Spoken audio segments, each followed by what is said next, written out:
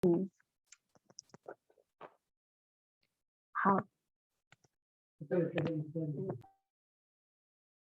各位企业代表，大家上午好，欢迎大家参加本次由中国贸促会商事法律服务中心主办的中企投资拉丁美洲机遇与法律保护的研讨会。正如大家在议程中看到的，本次会议我们邀请了来自巴西、秘鲁、智利、阿根廷4国的优秀律师代表，以及我们中国贸促会商法中心的法律专家，共同与大家探讨拉美4国的投资机遇、法律政策和风险防范。本次研讨会将全程静音，大家有任何问题可以在评论区留言，我们将搜集并且选取一些典型问题，并在演讲结束后的问答环节请专家们解答。本次会议也将提供中英文的全程的同声传译，大家可以看到屏幕的右下角有传译的这个选项，点击以后，如果大家想听英文，就点击英文频道，如果想听中文的话，就点击这个中文频道。好，我们研讨会正式开始。首先，请中国贸促会商事法律服务中心的张顺副主任为本次活动致欢迎词，有请。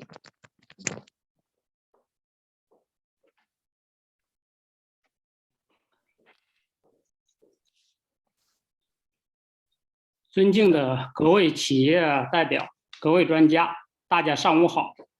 欢迎参加由中国贸促会商事法律服务中心主办的中企投资拉丁美洲机遇与法律保护研讨会。我代表中国贸促会商事法律服务中心，对出席本次研讨会的巴西、阿根廷、智利、秘鲁的各位法律专家以及参与研讨的各位企业代表表示热烈欢迎。近年来，在中拉国家领导人的共同推动下，中拉全面合作伙伴关系实现了跨越式发展。中拉经济互补性强，在贸易、投资、工程承包等方面的合作成果丰硕，特别是"一带一路"合作倡议为中国与拉美的合作创造了新的发展机遇。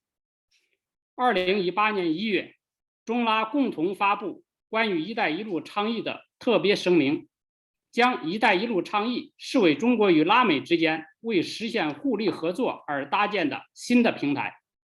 截至2020年底，中国已与19个拉美国家签署了"一带一路"合作谅解备忘录或框架协议。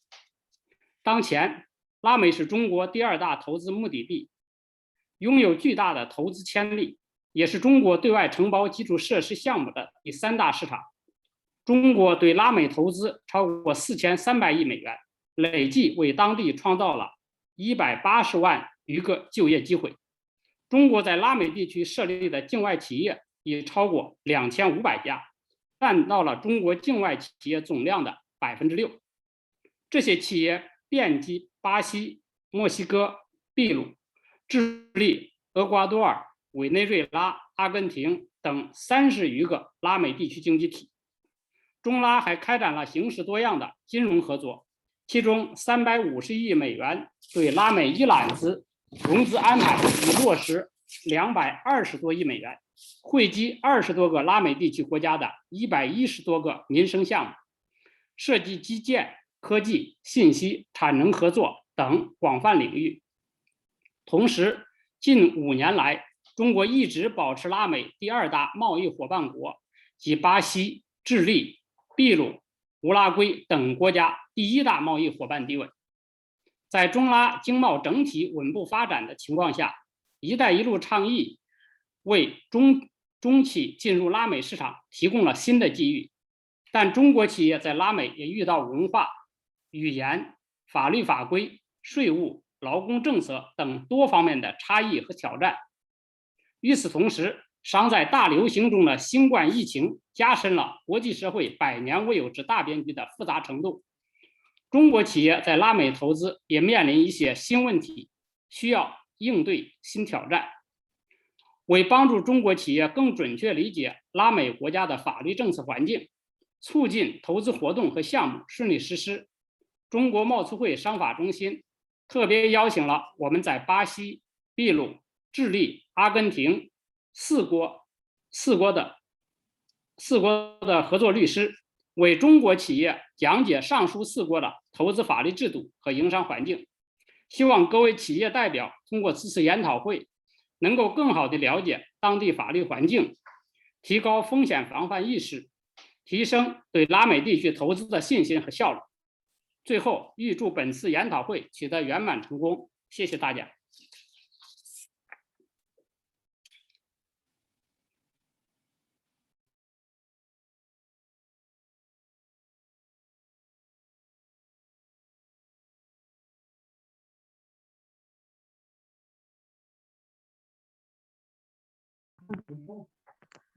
好，感谢张主任。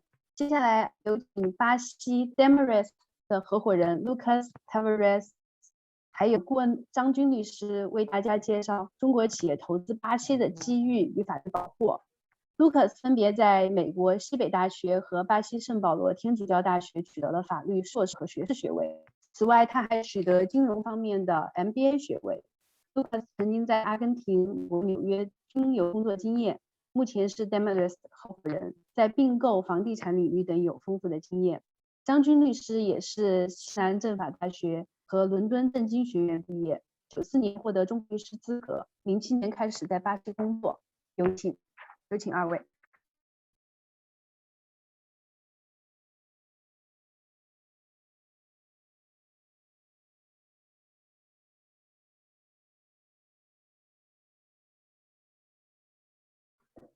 大家好，听得到吧？哎，非常感谢今天这个贸促会的商法中心组织这个活动，邀请我们律所来参与这个跟其他的这个南美几家比较有声望的律所一起参加这次难得的这个线上活动。大家可以看到这个巴西这个图片是非常漂亮的，这个风景是独一无二的，就是说非常美。但是对我们中国人来讲呢，是比较遥远的地方，遥远又美丽。然后呢，这个情况的话，对我们很多这个投资者来讲，有时候感觉有些复杂或是怎么样。但是因为现在这个我来工作已经是在巴西14年了，这个眼看着中国的投资从一点点到现在已经几百家大中型企业在巴西稳步投资，取得了非常可喜的进展。这个成就是非常喜人。Next, please。那个主要的话，现在我们主要想看一下巴西这个主要的宏观经济指标。其实它的生产总值，大家可以看到，这个2021年的话，预计增长是3.6%。但是呢，因为在疫情期间，就是说这个各项指标和问题跟其他国家都差不多，通胀啊、公共债务啊，尤其利率啊，还有这个汇率的问题。这个汇率的话呢，大家也可以看到它的变化比较大。但是呢，这个是我觉得是南美各国都面临的问题，包括失业率。但是我们中国人一般都是讲危中有机，就说你危机当中才有这个很多的机会。另外，大家看到它这个农业的出口势头，是农业企业部门保持的，结果是积极的。然后这个进口量虽然减少，但是实际上去年来讲，咱们大宗商品一直在增加进口，尤其是美国的问题啊，包括现在巴西呢，其实最新的数据就是巴西谷物出口商协会就 ANEC 公布的统计数据显示呢，今年3月份巴西大豆出口量达到了1490万吨，与去年同期相比增长了12%。今年前3个月出口的大豆中72%发给中国，那么这个前3个月的总量是2040万吨，就是很多都发在了中国。再看看猪肉，这个巴西动物蛋白协会的话 ABPA 公布的数据，3月份巴西对外的这个猪肉出口是10.92万吨，同比增长了51.5%。第一季度对中国内地出口量还不包括香港13.29万吨，这个同比增长64.6%。鸡肉的话，3月份巴西对外出口量是39.6万吨，中国内地进口了5.56万吨，其实这些数据显示，我们中国的需求，这个两个国家的商业互补是非常明显，也看到的这个可喜的这个双方这个经济的互补和经济恢复的态势。Next, please. 那么现在看今年主要的议题的话，我们看巴西邮局的拍卖啊，这是因为这个私有化的过程啊，还有其他的一些这个因为疫情产生这个问题的话，就带来的变化。首先这个改革，巴西这边也意识到了，当局也意识到了税收、行政方面、劳动社会保障啊、公共费用啊，其他方面都有这个改革措施。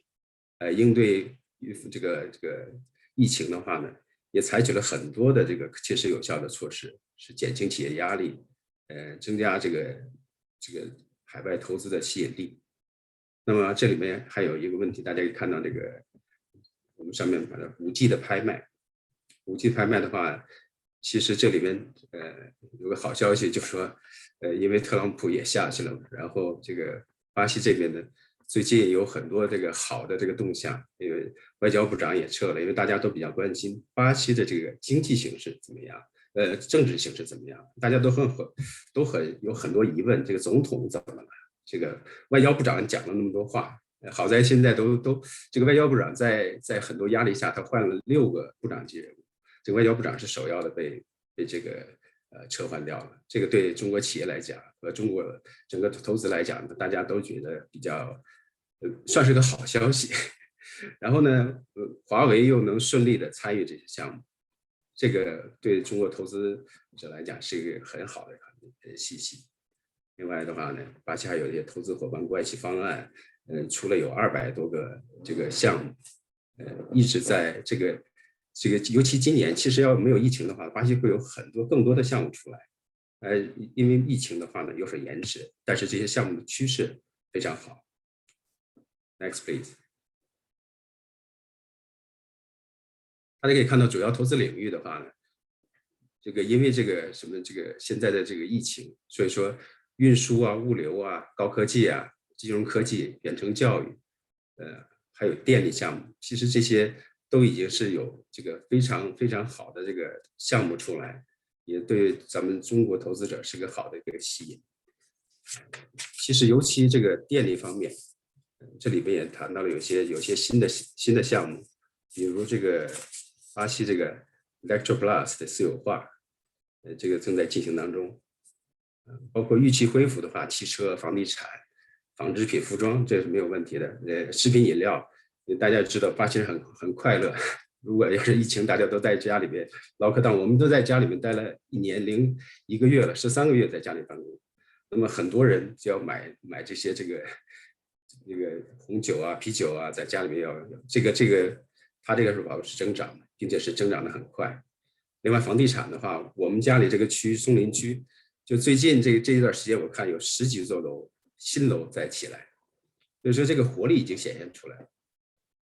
Next, please. 那么现在看的主要是我们认为主要投资领域的吧，国家公园、森林、港口，中国公司参与的港口就圣路易斯港，中交集团的，还有这些另外一个是咱们这个招商局的港口项目，其实还有更多的项目，我预计今年还有一些还有一些这个新的项目会出来。能源不用说了，能源的话，中国公司大家都知道，三峡、国网、葛洲坝、中广核、东电、西电、哈电，在这边都是广泛布局。另外准备长期经营，我觉得在这方面的话，会有很多的这个投资机会，和新的项目出现。另外，这个私有化，我刚才说的话，这个 Electroplus 私有化也会带来一些投资机会。Next, please. OK， 一会儿的话，我们再介绍一些相关的案例，给大家讲介绍一些这个中资企业在这面临的问题。下面由我的同事 Lucas，介绍一下巴西方面的法律挑战，其他面临的问题。Thank you, Mr. Zhang. So, thank you again for CCPIT for the opportunity to have this conversation with Chinese companies and investors willing to know more about Brazil and Argentina, Peru and Chile, the 4 countries of South America that are represented here this morning. So I know that for those who are a little bit familiar with Brazil or other countries, I'll try to give here on Brazil some very quick overview on the legal challenge that we usually see and discuss with Chinese investors who are coming to Brazil. Of course, this is a very quick conversation, and we have we could spend hours here. So I'll try to put what we call the very short and what we usually see in the emails or conversations calls that we have, and glad to further discuss and clarify any further questions that you may have. So I would start here saying that Brazil is a very welcome country for foreign investments.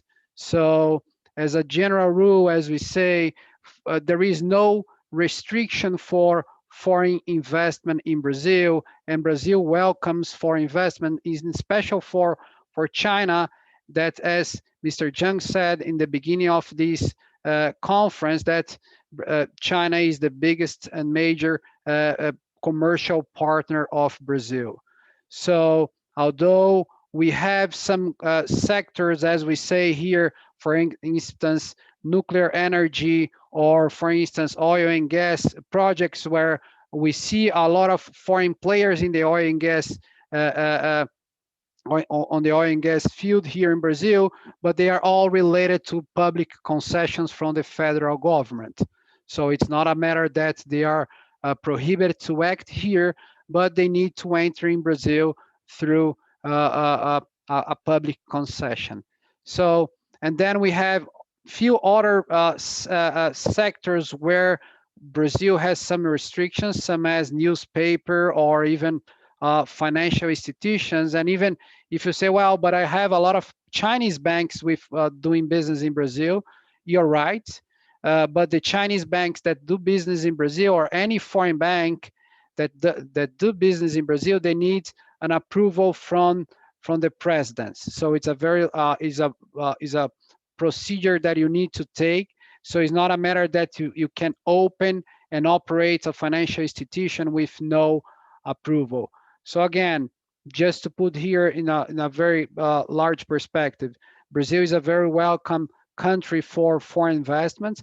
We do have some restrictions for limited sectors, but even for those limited sectors where we have restrictions, there are no prohibitions, although we have some on nuclear energy, for instance. But in other sectors, Brazil is very welcome for foreign investments. Next, please.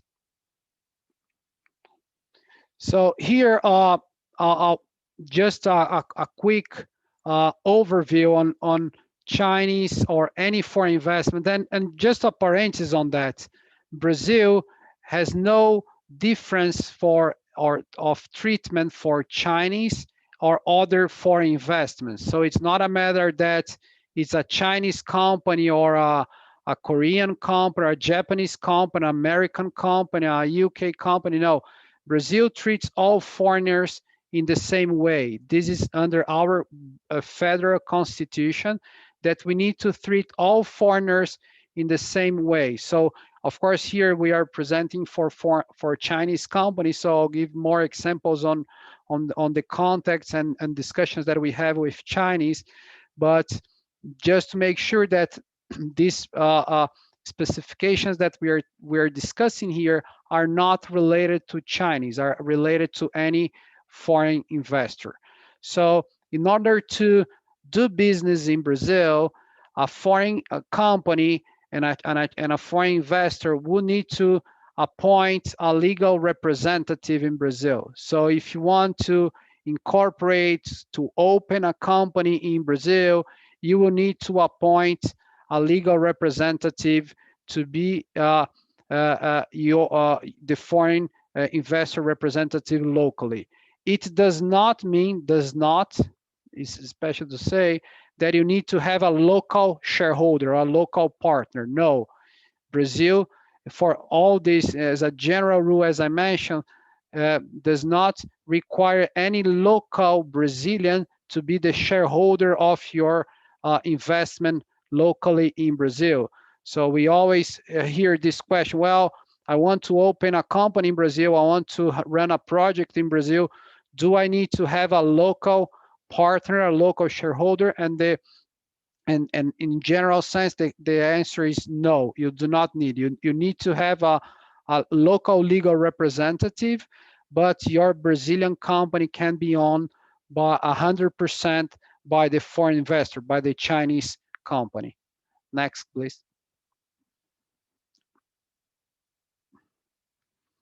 So here are some regulatory challenges that we always see foreign investors facing here. Any inflow or outflow of funds in Brazil, they are registered with the Brazilian Central Bank. So it's different from China. In my, let's say, little experience that I have with China. So the Brazilian Central Bank does not control or does not check whether the funds can inflow or outflow from Brazil. So it's not a matter that the Brazilian Central Bank will approve or not, but any inflow or outflow of funds must be registered. So the Brazilian Central Bank will be an institution to put all the foreign investors that you have in Brazil to not control or to prohibit the inflow or outflow of fund, but is a way of controlling. And then we also put here some, of course, if a company wants to do business in Brazil, you have what we call you will need to, in addition to incorporate a company locally, also to get your license and registrations. So what are the license and registration? Mainly what we call the federal tax ID. And then depending on the activity of the company in Brazil, for instance, if it's a financial institution or in the energy sector, or depending on what is the activity that the company will run in Brazil, you will need to get different license locally. So remember that Brazil is a very large country. You have license under the federal, state, and municipal level. And that's important for you to understand, because in the next slide, I'll talk a little bit about taxes in Brazil. And taxes in Brazil, and you can go to the next slide, you see that we have tax under the three spheres. So we have, for instance, the taxable profit, that they are what we call our IRPJ, that's the income tax, is under a federal level, but we have ISS, that's a service tax at a municipal level, or the ICMS, that's a VAT tax, that's under a state level. So we have different taxes in different levels of our administration. As we put here as a general rule, the income tax of a corporation is 34%. And why is 34? Because it's 15 plus 10 in case the profits are above 240,000 per year. So usually a company has 25% of income tax plus 9% of what we call CSLL. That's an additional to the income tax. So when you ask, well, what is the general income tax for companies in Brazil, is what we call the 34%.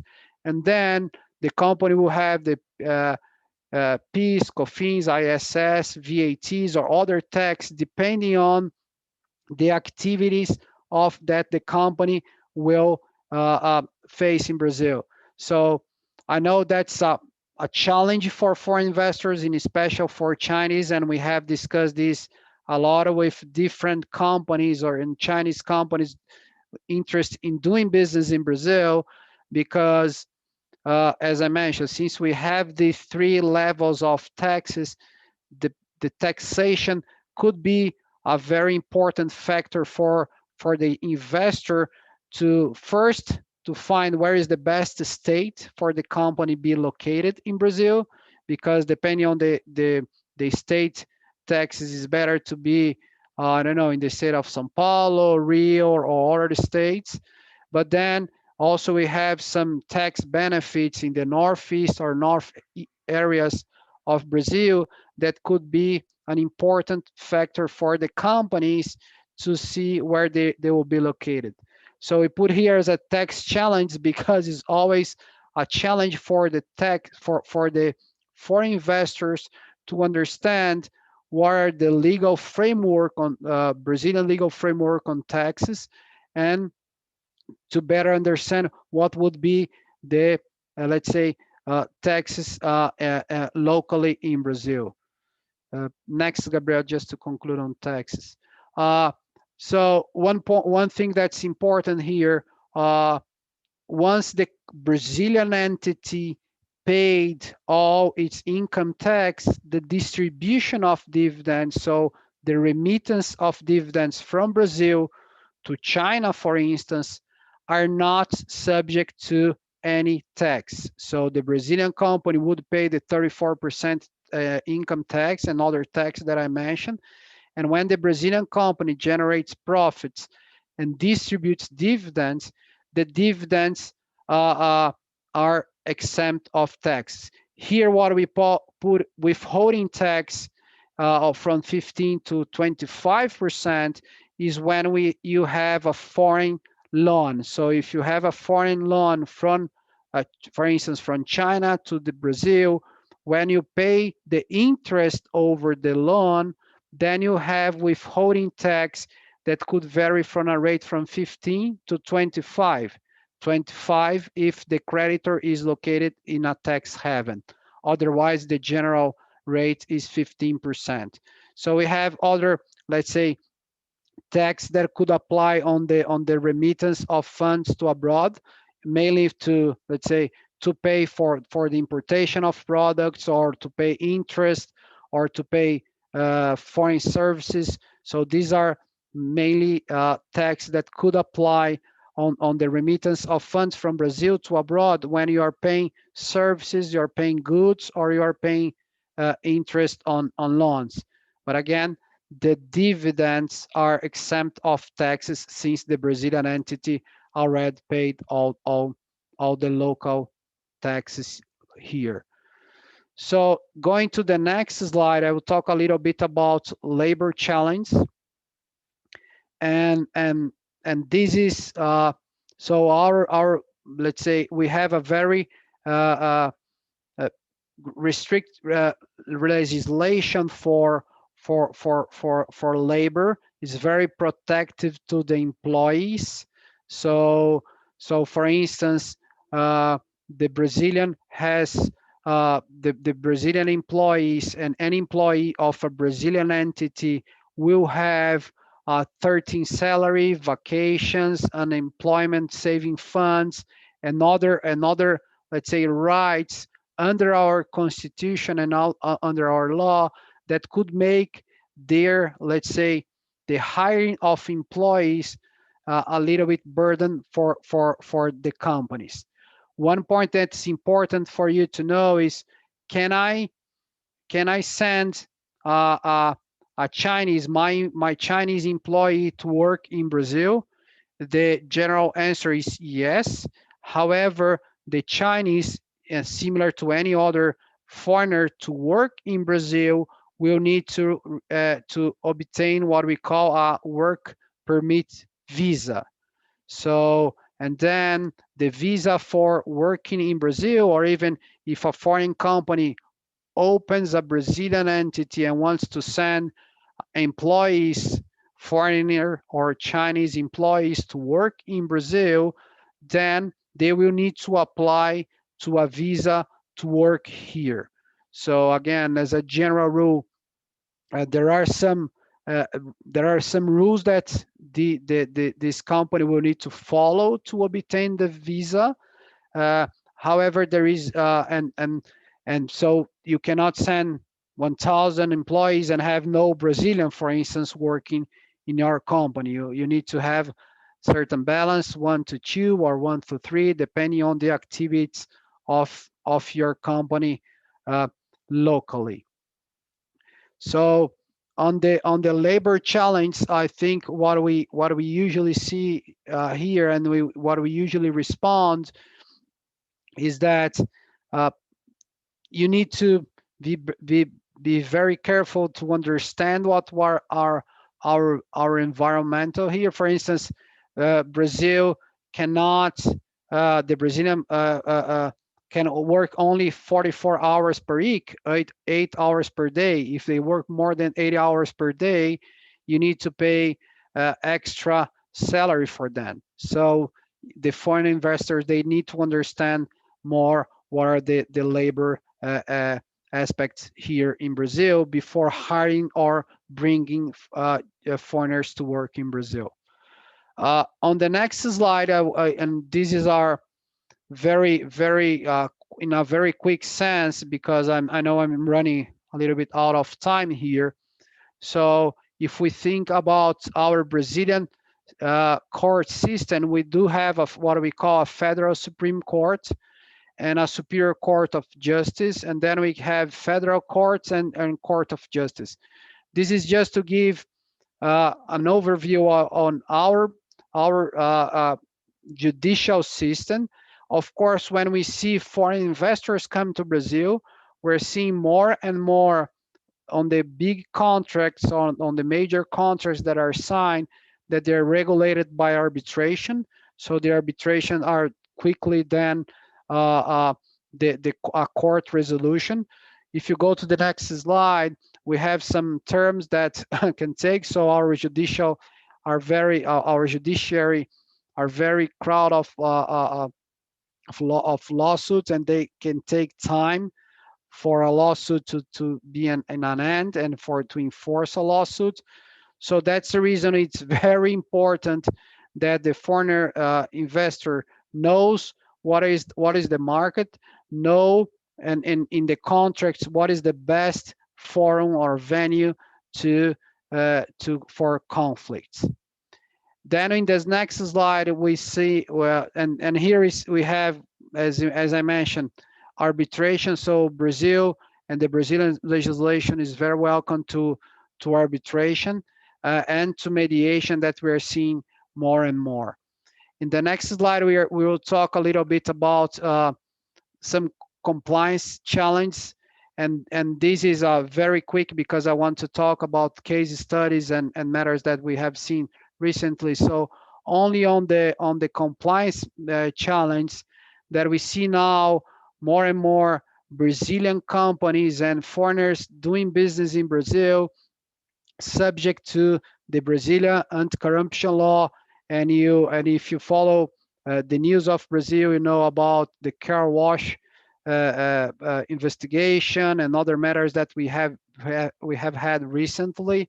So the compliance matters, in special for the Brazil and for companies, multinational companies with business in Brazil, is a challenge that they need to face before doing business here.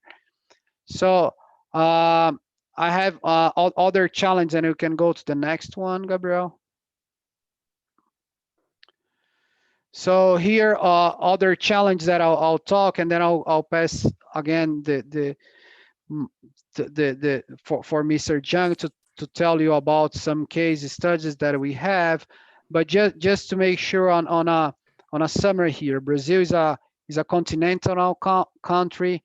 We are more than 220 million individuals. I know that for a Chinese perspective is not so huge, but for Latin America or for other countries it is. But we have, and in order to do business in Brazil, we always recommend for the foreigner to better understand the field that they want to invest in order to avoid litigations and problems in the future. So June, if you can please share some overview about some cases that we have, I think the audience will appreciate that. Okay, yeah. Thanks. Okay. I briefly talk about no 我说中文快一点。那个贸易争端这边，大家可以看到刚才一些说这个挑战面临的挑战，其实中资企业在这边从无到有几百家企业在这边，大家面临的问题差不多。刚才也讲了，税务啊，还有这个其他的一个什么这个劳工啊，是大家不可避免的问题。因为文化各方面的这个差异的话，在管理方面确实肯定会出现问题，这两方面肯定会出现问题。我们律所有税务律师有70个税务律师，分4个部分，所以说这个挑战是一直在的，就是在中国很正常的、很容易处理的问题，在这边都要通过这些诉讼啊什么的，经过长时间的处理。因为这方面的话，咱们这个中方在这边面临的挑战还是比较多，中资企业也遇到各种各样的税务问题，大家也很苦恼。像劳工的话呢，其实有的时候说，你看国内的 KPI， 在这边你怎么用这个工会力量强大，这是传统。所以说你在选址的时候要考虑到这个工会的选址强度是不是大，这 KPI。你像韩国企业，因为这个有些这个什么下的任务多了，这个被罚款了，因为说当地员工在抱怨说给他不可能完成的任务，就罚了很多钱。因为这方面的话，税务大家也知道，以前也有一个这个税务战争，这个。所以说，这要求我们中方企业在这边一定要这个雇的好的这个自己的会计团队，有好的这个会计事务所、律师事务所来支持，才能避免这问题。合规的话呢，现在其实一定要，刚才这个卢卡斯也讲了，在巴西还是很严重的。在你做的时候，做项目的时候，尤其做这各种项目落地了以后，这个要建立内部的合规机制，然后做一些这个规章制度也要建。然后的话呢，这方面在实际操作过程中要注意安全，如何保护自己的这个信息。现在有些案子已经是有些一旦这方面出问题的话呢，就会满城风雨，报纸啊哪儿都是。所以说这方面对我们中国企业形象影响也是很大的。另外贸易争端的话呢，其实使馆领馆不停的转，其实尤其2008年以来，就是尤其最近几年，大家可以看到，贸易额上升了，但是这个争端案件。除了这个反倾销案件以外，牛肉包括这个什么鸡爪，这个大家都中国人是最喜欢买的这东西，量也比较大。光伏这方面，就是说出的问题就比较多。中国人呢，就是这边咱们这个中国客户就很着急，然后的话也没看到对方怎么样，然后就把钱打过来。这方面的话就是出的问题比较多，因为每次打过电话就是鸡爪啊，又买鸡爪了，然后又是牛肉了，人都没见到，然后这个100多万美金就打过来。然后在处理的过程中又很延迟，这个又不愿意花钱来处理，这个我觉得这个看着损失确实是比较心痛。这方面我们还是要，这个是每天都在发生的事情。光伏的话呢，就是有些本地企业来欺骗，所以说我的建议大家就组织个群，然后一起要想办法，不要你这个预付款打30，他打20，甚至他不要钱就发货，这个案子太多了。所以说我们在这边。好在现在中国企业呢，现在这边很多了，大家都互通有无，这个减少这种风险。因为这方面的话，你要少掉那坑里面去，大家分享一些东西。我建议在做生意的时候呢，尽量要跟咱们这个本地这边多进行调查。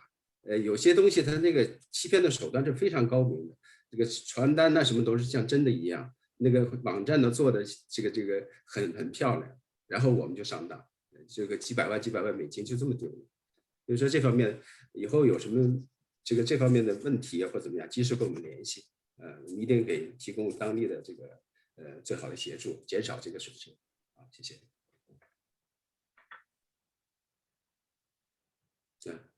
待会儿我很快说一下，这个律所在巴西是顶级的商业律所，然后我们有几百个律师，然后这个提供全方位法律服务，已经有73年的历史，中国客户呢有100左右，这几位看，都是我们的同事。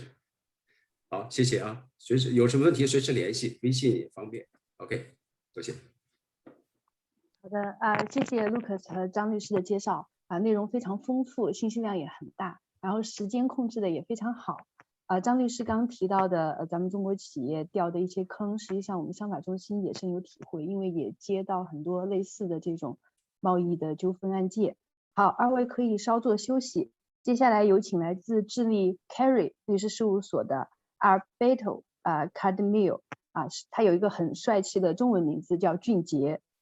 这位律师呢将为大家介绍中企投资智利的机遇与法律挑战。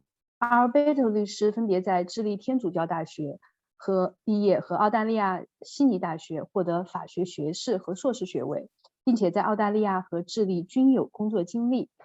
阿尔贝特律师的专业领域包括水资源法、矿产交易、诉讼、农业法、公司法等，也是中国业务的负责人。有请。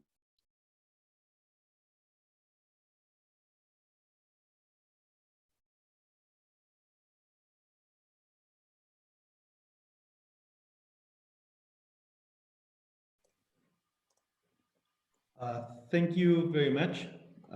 Thank you for your time and your attention today, and we express our special gratitude to our friends from CCPIT for organizing this seminar and inviting us to talk about Chile, about Latin America, and foreign investment challenges and opportunities in our respective countries.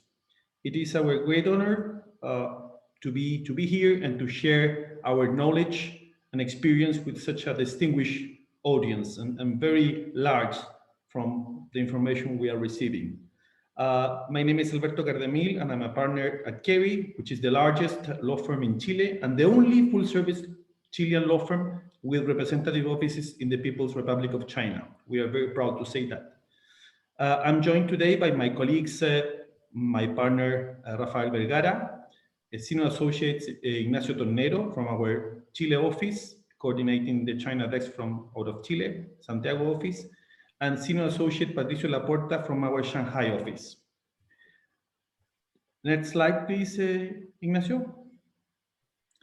Well, as we all know, and probably that's the case everywhere, the economic effects of the ongoing COVID-19 pandemic are totally undeniable at a global scale. Chile, of course, is not the exception, and its economy in 2020 was negatively affected by COVID, worsening an already relatively difficult scenario caused by social unrest that began in the country in October 19, with demands from large group of peoples asking for some improvements in better conditions and public services.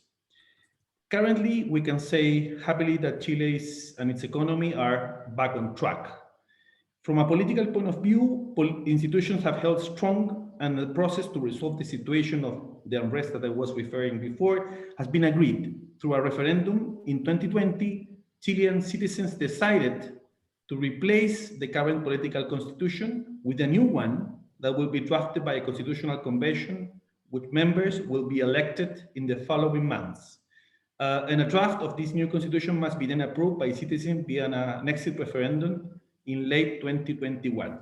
Business community in general expects that the outcome of this process will be a reasonable and good one, and many of us are seeing this as an opportunity to improve a number of regulations and institutions that, in our view, need to be improved. So expectations in relation to this process are, in general terms, very, very good. Chile has also led the region in terms of COVID control and has efficiently coordinated mass vaccination in the country, becoming one of the fastest vaccination countries in the world, actually, at current rates. Using China's Sinovac vaccine and other available alternatives, Chile has managed to vaccinate more than 45% of its population with the first doses in just 3 months, which is something really amazing. And probably we wouldn't have believed it if we were asked at the beginning of the process. Actually, I'm personally taking the first doses of the vaccine with Sinovac, Chinese Sinovac vaccine, by next week. This has allowed Chile to begin reopening its economy, resume trade, and stabilize its financial markets. Situation, along with the recovery of commodity prices and the Chilean government's economic stimulus package, has made analysts predict that Chile's economy will bounce back and recover itself this year. And along those lines, the IFM, the International Monetary Fund, has predicted a GDP growth for 2021 of 6.2%, and actually has updated that the prediction upwards, which is also very promising.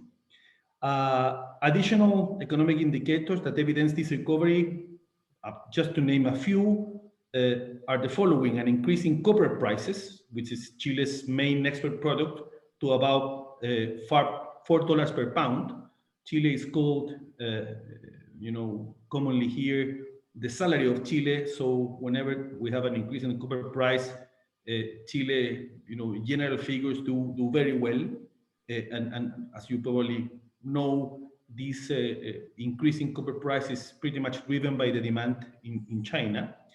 The share prices on the Santiago Stock Exchange has bounced back to pre-COVID levels, actually, with a growth of approximately 15% in comparison to March 2020 levels, as evidenced by the selection of main traded companies, Chilean index called IPSA. And Chilean exports to China, particularly in 2020, increased 20.8% versus 2019, which is pretty amazing considering the situation in particular in the first part of 2020 in China, in the second part of 2020 in Chile, and are expected to keep growing, as we're going to see afterwards. So all these indicators are in general very promising. Next slide, please, Ignacio. To provide some context from a global perspective, Chile is the country with the largest network of free trade agreements in the world. Actually, it has 26 free trade agreements in place. We're going to elaborate further on this, later in this presentation. But I wanted to retain you that figure. And due to the strength of domestic legislation and regulation for investment in the country, as well as a sound system of international treaties to avoid double taxation and protect and promote foreign investment, it has been commonly ranked several times as the most attractive, or one of the most attractive countries in Latin America to attract foreign investments. Actually, used to rank very high in the world rankings for this purpose as well. The increase in Chinese foreign direct investment and trade with Chile are certainly factors that continue to have a positive impact on Chile's economic growth recovery. Like the case of our friends from Brazil, we as a country value and pay a lot of value and recognize the value of our relationship with China in both fronts, trade and investment. In terms of trade, China became Chile's largest trade partner several years ago. Actually, I was having a conversation with the ambassador, the current ambassador, who is the same ambassador that was appointed to serve in China in the first government of President Piñera, and he was asked by the president to increase or to do whatever he can do to take foreign trade to this level, and he succeeded in this front, and that is why China became the largest trade partner about 10 years ago. As shown in the line graph, the growth in trade is reflecting both imports and exports, and as stated in the previous slide, Chilean exports to China increased in 20.8% in 2020 versus 2019.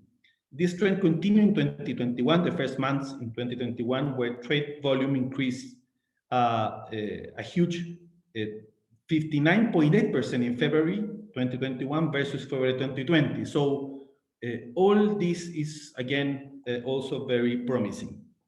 In terms of investment, and unlike the previous period in which active foreign trade did not necessarily match or get translated with an increase in foreign investment, the last 5 years evidenced a high amount of foreign direct investment from China. And actually in 2019, China became the #1 source of investment into Chile in such a particular year, and investment amount only decreased 19.8% in 2020, despite the difficulties caused by COVID-19, which is pretty amazing considering, again, the situation of both countries and considering the importance that Chinese clients pay to the possibility to travel to the country, visit the people, and shake hands to do business. So it's really an amazing figure. Currently, China has consolidated its position as one of the main foreign investment sources, along with the countries like the US, Canada, Spain, and Australia, that traditionally have been the main sources of foreign investment in Chile, and we should add to that group China now. Next slide, please, Ignacio. Here you can see some examples of Chinese companies that have successfully entered into Chile, usually, as you probably are familiar with, after a more or less extensive prospection process. These companies, and many of these companies, are global players in energy, mining, and education, automaking, energy, agribusiness, technology, and showing a constantly expanding diversity. So there are many others coming up as we speak. You can see here actually CCPIT. Actually, it's not a company, and we know it's an institution, but this has a special representative office in Chile. We have a very close link with them, and actually we have assisted them in the process of setting up their this liaison office in Chile. And actually, we are proud to say that we have been fortunate enough to successfully advise and accompany a significant number of Chinese companies and entities in these Chilean endeavors, many of the ones that are described here or shown here. Next slide, please, Ignacio. Let's move now to general foreign investment considerations in order to raise the risk associated to foreign investment. Based on our practical experience, we are able to identify certain key legal and regulatory matters that should be taken into account when investing into Chile, particularly in the case of Chinese clients. With regards to labor, and here you can draw a comparison with the situation in the different countries, particularly with the situation of Brazil that was explained by Lucas before.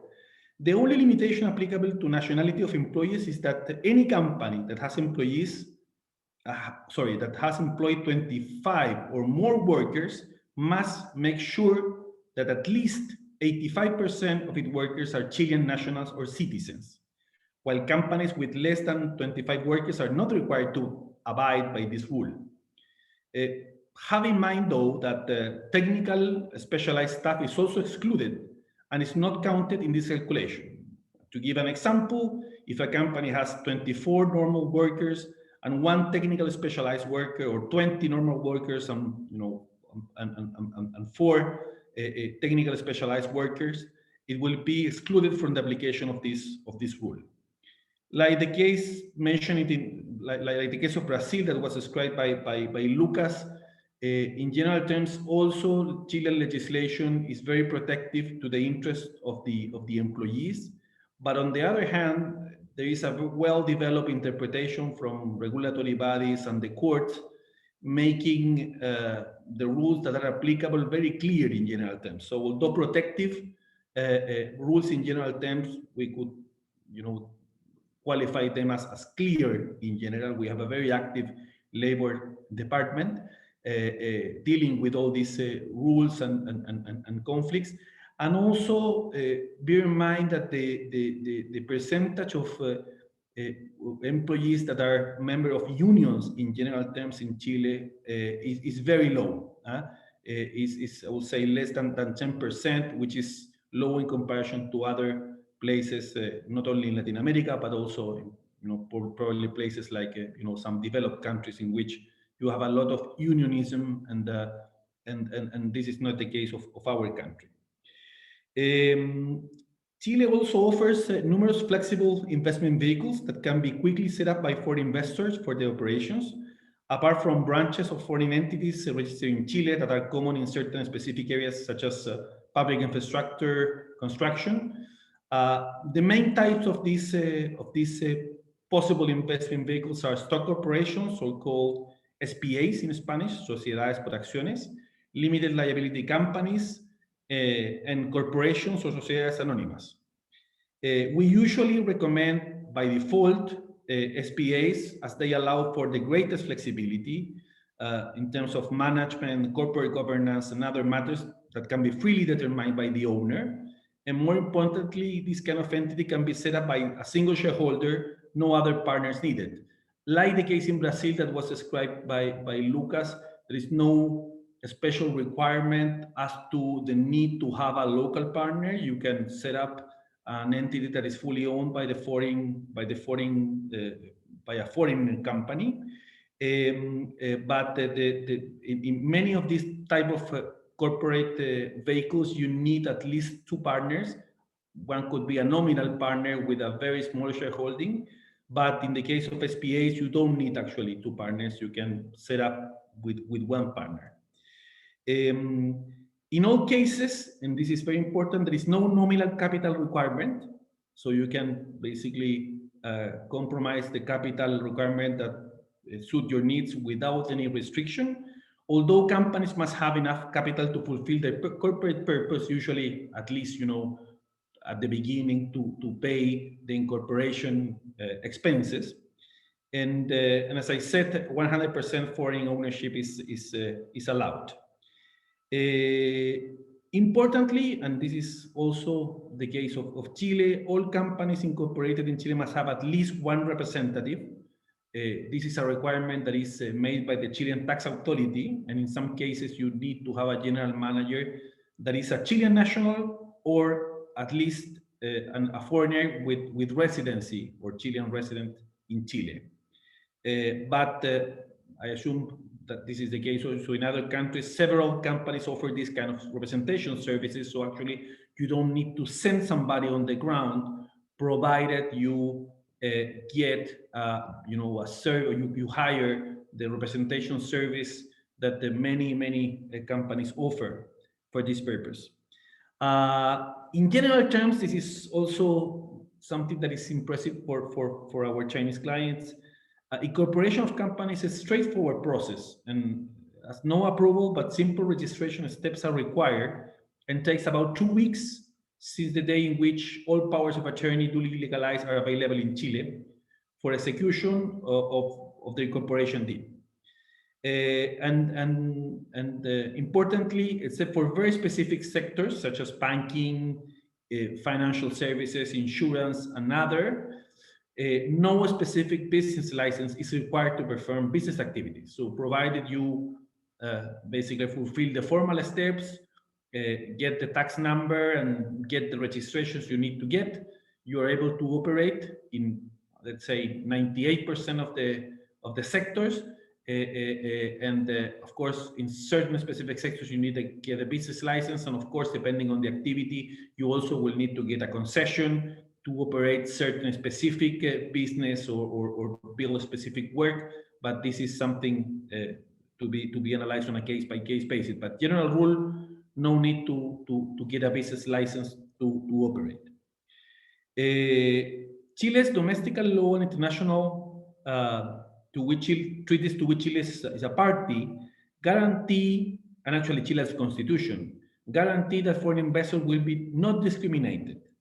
And more specifically, among other guarantees, foreign investors recognized rights include fair and equitable treatment, so the right to be treated fairly and equitably, national treatment, so no discrimination between foreign investors and Chilean nationals, fair and upfront compensation in case of the expropriation of an investment, which may not be arbitrary and must fulfill with strict substantial and formal requirements provided by Chilean law.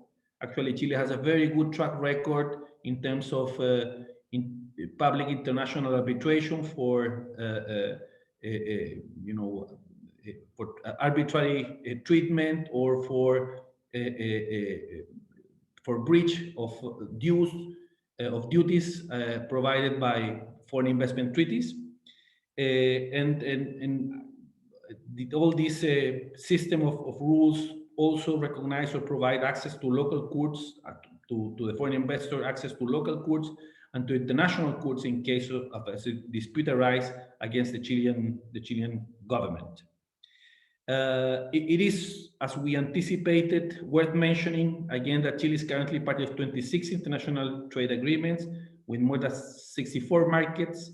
This represents 64.1% of the global population and 86.3% of the global GDP. So virtually with all the world in terms of coverage, and it has significantly reduced the amount of its tariff and trade barriers.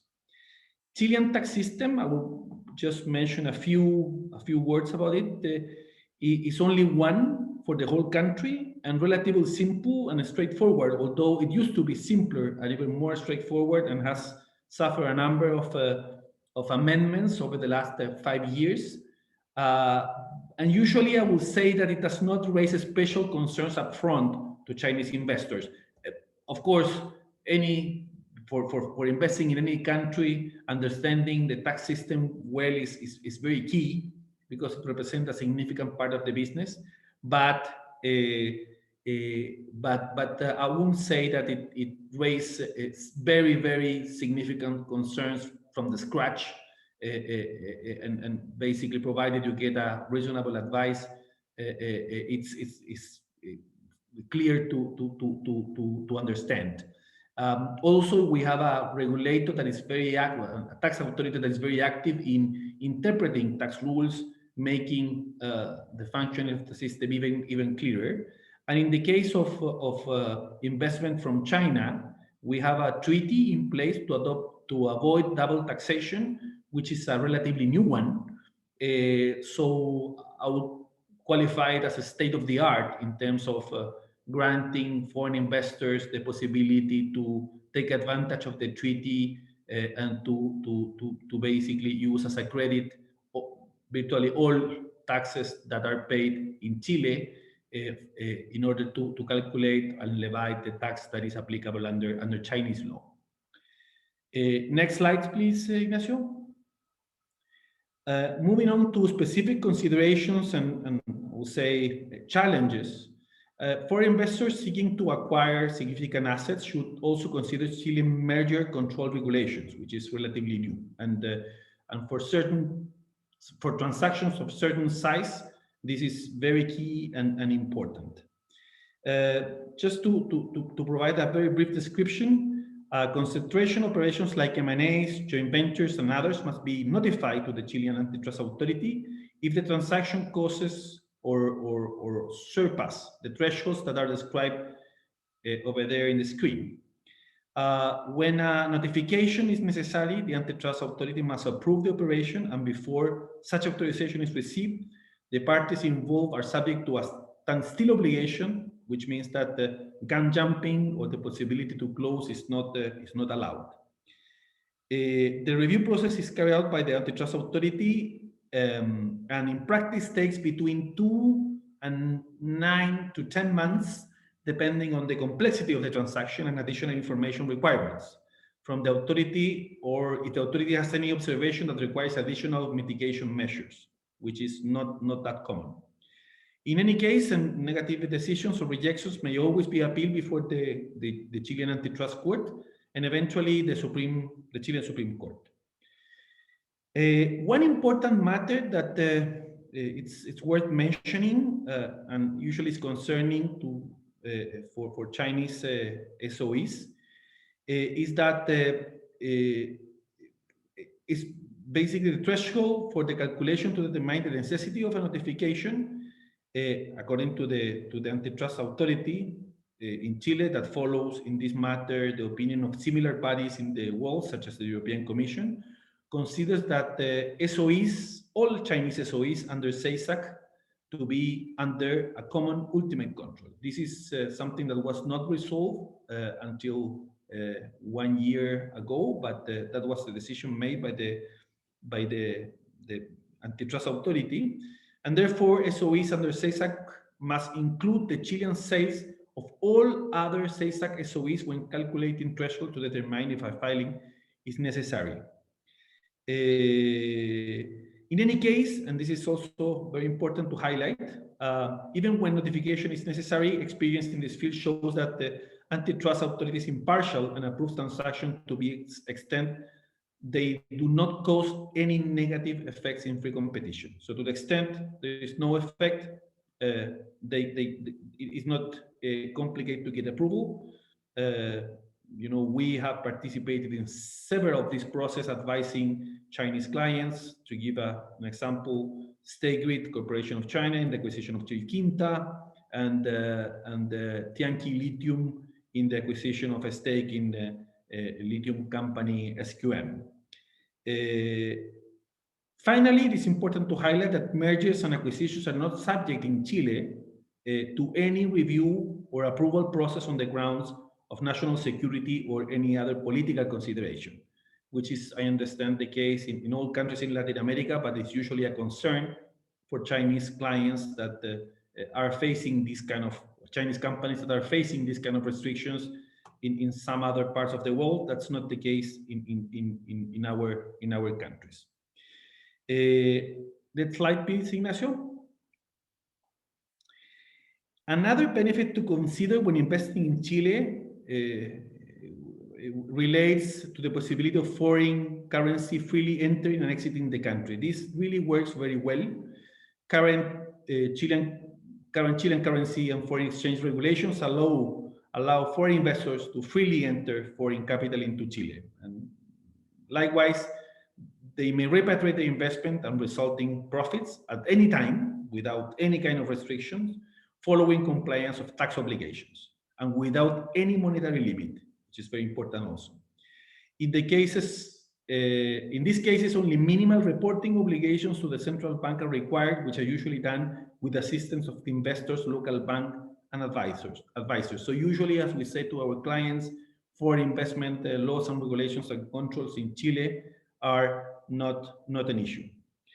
And just to give you an example, a practical example, considering this favorable environment, in 2016, China Construction Bank opened the first RMB clearinghouse in South America, further facilitating access to the financing of the Chinese investors. Next slide, please. Okay, let's get to the opportunities now. Basically, there are many opportunities in Chile. We're just putting together a very broad reference of the main ones per sector. In terms of mining, you have new mining projects driven pretty much by the increase in the commodity prices. Here are the examples: Salares Norte, which is a project developed by Goldfields, phase 7 of La Coipa, a new desalination plant developed by Anglo American. All this totaling, easily $2 billion. And there are several projects related to the expansion of existing operations in which there are opportunities. Chile also offers several opportunities in the non-conventional renewable energy. Basically, we have, due to enviable natural geographic conditions, give a total potential for the development of non-conventional renewable energy for over 1,800 gigawatts, with a portfolio currently under evaluation, which amounts to $11 billion, which is very remarkable. And a key aspect for the future development in Chile, in the Chilean energy sector, is country's competitive advantage for green hydrogen generation, in which our country has a huge potential and that is currently being strongly promoted and supported by Chilean government. You have some opportunities also in telecommunications. The development of the so-called National Digital Highway, consisting of 10,000 kilometers of new fiber optic cable, which will be placed to double Chile's capacity, and the ongoing 5G tender process, where Huawei and other interest parties are participating for a total investment that ranges between 2.7 and 3 billion. Next slide, please, Ignacio.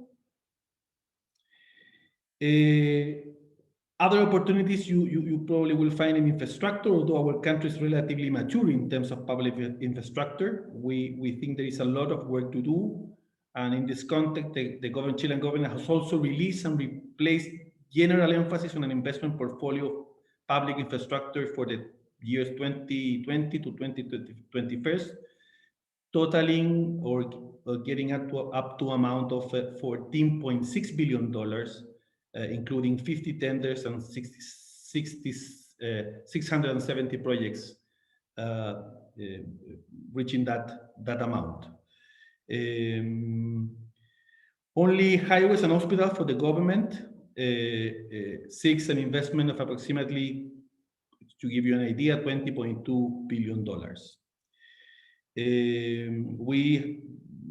As a general rule, this process requires interest parties to participate in a competitive A public tender and Chile concession system is usually regarded as an example for other, has been in place for 30 years, and it's usually regarded as an example for others legislations that wants to enhance the infrastructure in the relevant countries. Please, next slide, Ignacio. Just to start our conclusion, I would like to introduce our China desk. We believe that in the uncertain and complex actual world scenario, Chile offers a unique opportunity to invest in relevant projects and long-term returns with low risk, based on a solid and proven system of public-private partnerships that has been in place for over 30 years and has been taken as a model by many other countries, as I said before. Our experience in this field has made us market leaders, and we're always readily available to assist our clients with their envisaged investments in Chile. You may contact us in case you need any further information. Can you move to the next slide? The next one, Ignacio, please. Next one, please.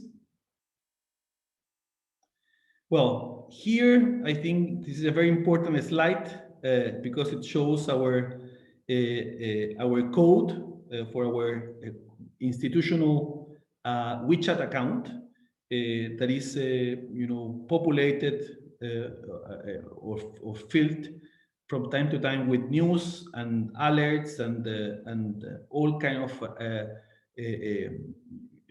developments that affects, according to our experience, Chinese investment and Chinese doing business in Chile. We invite you to follow it, and probably will be a useful tool for you if you want to understand what is happening in our country. I don't want to take longer because we still have a couple of presentations ahead. So thank you very much again for your attention, and again, has been a real, truly honor for me to be here. Thank you very much. 好的，感谢阿尔贝托律师。阿尔贝托律师在演讲的开始也提到，我们中智两国经贸联系是越来越紧密。我想我们每个人也都是深有体会的，因为智利的车厘子是深受中国消费者的喜爱我们甚至有车厘子自由这样的网络热词。好，非常感谢接下来有请来自阿根廷 Marvel O'Fair Mayro 律师事务所的合伙人 Luciano O'Hale Quintana 和 Fernando Javier Liu介绍阿根廷2021主要投资机会和中企在阿根廷面临的法律问题。Luciano 毕业于阿根廷天主教大学和美国杜克大学，在美国纽约、阿根廷等多地有工作经验，擅长金融、并购重组、资本市场等领域。Fernando Liu 毕业于布宜诺斯艾利斯大学法学院和美国哥伦比亚大学法学院，并且取得了布宜诺斯艾利斯和纽约州的律师执照。有请二位。好，谢谢 Cecilia， 尊敬的各位来宾、各位朋友、女士们、先生们，大家好。我是 Fernando， 我的中文名字是刘必信。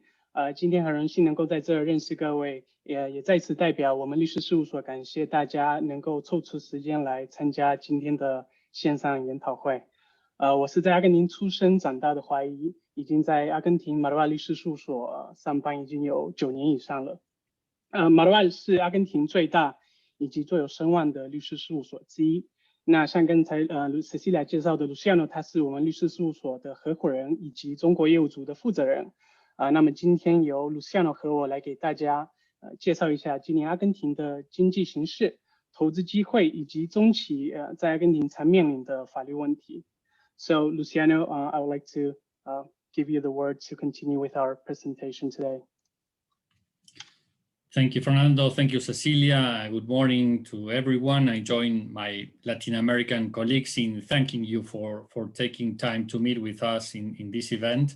It is an honor and a pleasure to share with you an overview of Argentina. Thank you to CCPIT for organizing this seminar as well. So in the next few minutes, we will go over a few of Argentina's economic and political fundamentals the current economic situation and challenges, our main investment industries and opportunities. And we will briefly describe some of the main legal issues and hot topics faced by Chinese companies doing business in Argentina. Argentina is a difficult jurisdiction in certain aspects. It is a country with a tremendous richness in terms of natural resources and level of education, but we carry out and continue with a lack of a clear definition of certain directions of the country. You will probably listen, all type of things about obstacles and uncertainties that Chinese investors face in Argentina, and we want to help you to detect and frame, those difficulties, because it is a fact that the country is a rich country, that it has many opportunities, and that throughout the years there are many foreign companies that have made a lot of money. So if investors and exporters, make good choices and have good advice to avoid and mitigate certain risks, here there are opportunities with very good returns, so we want to give you a sort of a realistic view. Okay. For some of you that may not know too much about Argentina, we will share with you an overview of some economic and social aspects. Argentina is one of the largest economies in Latin America, with a GDP of approximately 450 billion in 2019 and 400 billion last year. It has been ranked as the third largest economy in Latin America in 2019. Our country is also a top global exporter of agribusiness products, minerals such as lithium, gold, and silver, and also knowledge-based services, most importantly, the IT sector. Argentine companies such as Mercado Libre or Globan are both listed in Wall Street. As other Latin American countries, foreign investment is very well protected by federal law and by a framework of more than 60 international treaties, including with China. The Argentine constitution also grants to foreign companies fair and equal treatment vis-a-vis Argentine nationals. During the last decade, several foreign companies have made a long-term investments in Argentina at very attractive international prices due to our economic uncertainties. And these have also derived in high returns. So are industry restrictions an obstacle? No, Argentina has very few restricted sectors, nuclear or national borders. In general, you will find that regulatory frameworks in Latin America countries are much more open than other parts of the world. There are also few areas in sensitive sectors where foreign companies are required to partner with local partners, in media, aviation, and in rural lands, there are certain restrictions placed since approximately 10 years. The limitations depend on the zone of Argentina. In public construction and consulting and engineering services related to public construction, you may also find limited when consultant companies are controlled by foreigners. So you will need to local with local partners.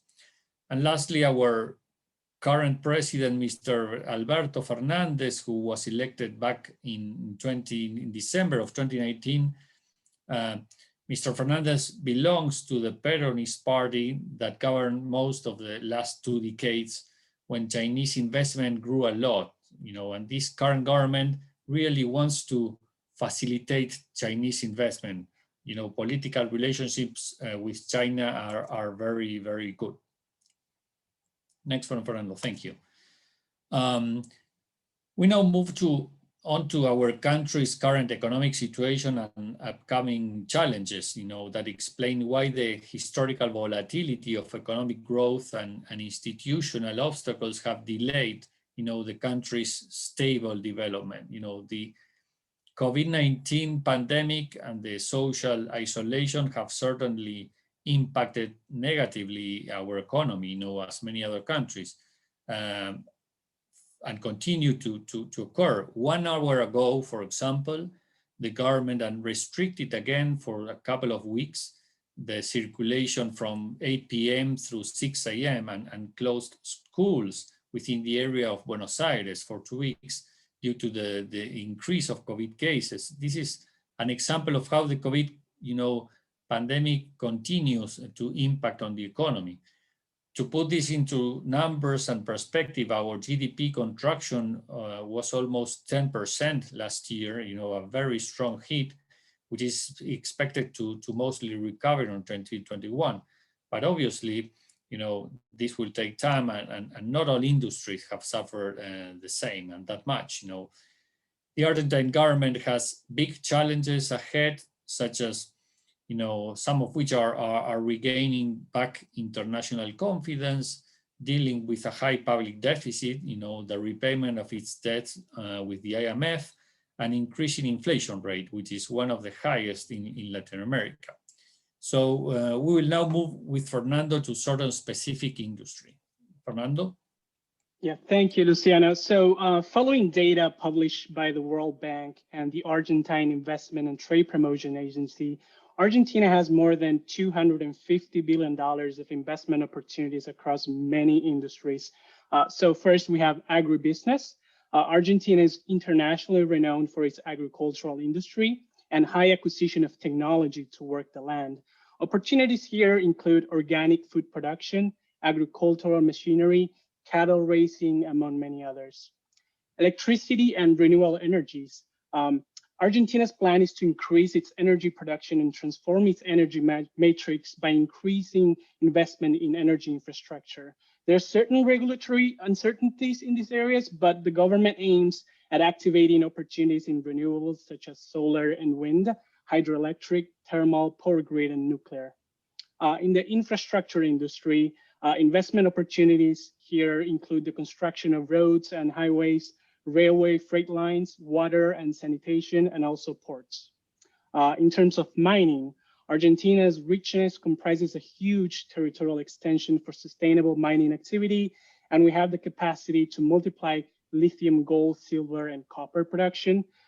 Just so you know, only 25% of the potential mining areas have been explored in Argentina, so there's a lot of potential there. When it comes to oil and gas, Argentina has world-class hydrocarbon resources that place it as a significant player in the global energy markets. Argentina has the second worldwide largest shale oil and gas reserves. And lastly, telecommunications, media, and technology. Argentina has the capacity for capturing a digital traffic increase at a local and a regional level to address the increasing demand, improve connectivity quality and speed also, and make room for new technologies such as 5G. In uncertain times, as you can imagine, there's relevant activity in distress, mergers and acquisitions, so prices are low under historical and international standards. So moving on, here in this next slide, we're just sharing with you some examples of opportunities which are particularly interesting. This list is just a sampler of the many projects available now or in the near future that Chinese companies could find attractive. Given the limited time that we have here today, we'll not go over all the details of each project, but obviously if you're interested, our firm can definitely share with you more information in each of these and any other relevant project in our country. Here, for instance, we have first the electrification of the San Martin railway line. These projects includes the comprehensive electrification of a railway line in Buenos Aires, the renewal of the tracks and other related construction works. We have one that is very important, has been in the news recently, is the Paraná-Paraguay waterway concession. The Argentine government here is preparing the tender documents for this concession. Several international companies are interested, including a Chinese company. It is important to remark here that in this Argentine section of the Paraná-Paraguay waterway, more than 80% of our country's foreign trade circulates. We have a lot of contacts information here. For instance, we have the contact info for the #1 logistic player of operation of this waterway. So contact us if you want more information on this opportunity. And lastly, so before the last one, we have the Port of Buenos Aires concession. Although it has been postponed until May 2020, The tender for the concession is still under works, and they're aiming to replace the current concessions with single international operator, which is a very good opportunity for international companies. And lastly, we have construction of high tension lines and electrical substations in the province of Buenos Aires. The project has a budget of $140 million approximately, and it's a very interesting opportunity to investigate as well. Moving on, as a prime example of our government willingness to cooperate with China is the fact that our president is actually visiting China later this year. There, he plans to seek Chinese investments in plenty of projects, some of which include the construction of gas pipelines in the southern part of Argentina, electricity infrastructure in the Buenos Aires region, as we just mentioned, and the Patagonia as well, and also the construction of thermal power plants. Our country is also negotiating with China the implementation of an investment plan with over 15 projects in infrastructure, mining, trade, and transportation, which totals over $30 billion in investments. We're gonna move now to the legal issues commonly faced by Chinese companies in Argentina.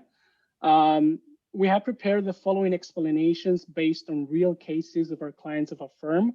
And the issues that we chose to discuss and share with you today relate the following areas. We have labor, foreign exchange restrictions, trade, anti-dumping, and taxation. We'll try to highlight for you the usual practical inquiries that we receive in these areas, and we also will try to flag the main concerns. So starting off, Luciano will share with you some of the labor legal issues that we have. Thank you, Fernando. The labor area is a sensitive topic in Argentina that many times creates costs and headaches. You know, the first big premise is that Argentine law governs all employment relationship which services are provided in Argentina. So foreign law cannot be applicable, you know, and workers' rights cannot be renounced. You know, this is a highlight. In Argentina, the employment contracts in principle are for undetermined terms. So this means that companies may not avoid severance packages by generally contracting fixed term contracts. You know, there are exceptions to this principle for fixed term contracts in certain areas, temporary employment and internships. Here is also a practical tip, you know, for investors. And we have witnessed before when companies are not well advised. Under no circumstances should the Chinese citizens start working if the persons enter to Argentina with a tourist visa. You know, they must apply to transitory visa. Otherwise, you know, the immigration authority may impose very expensive fines, you know, to the local company. In general, there are no quotas of local workers, but it is not easy to obtain plenty of visas for blue-collar workers.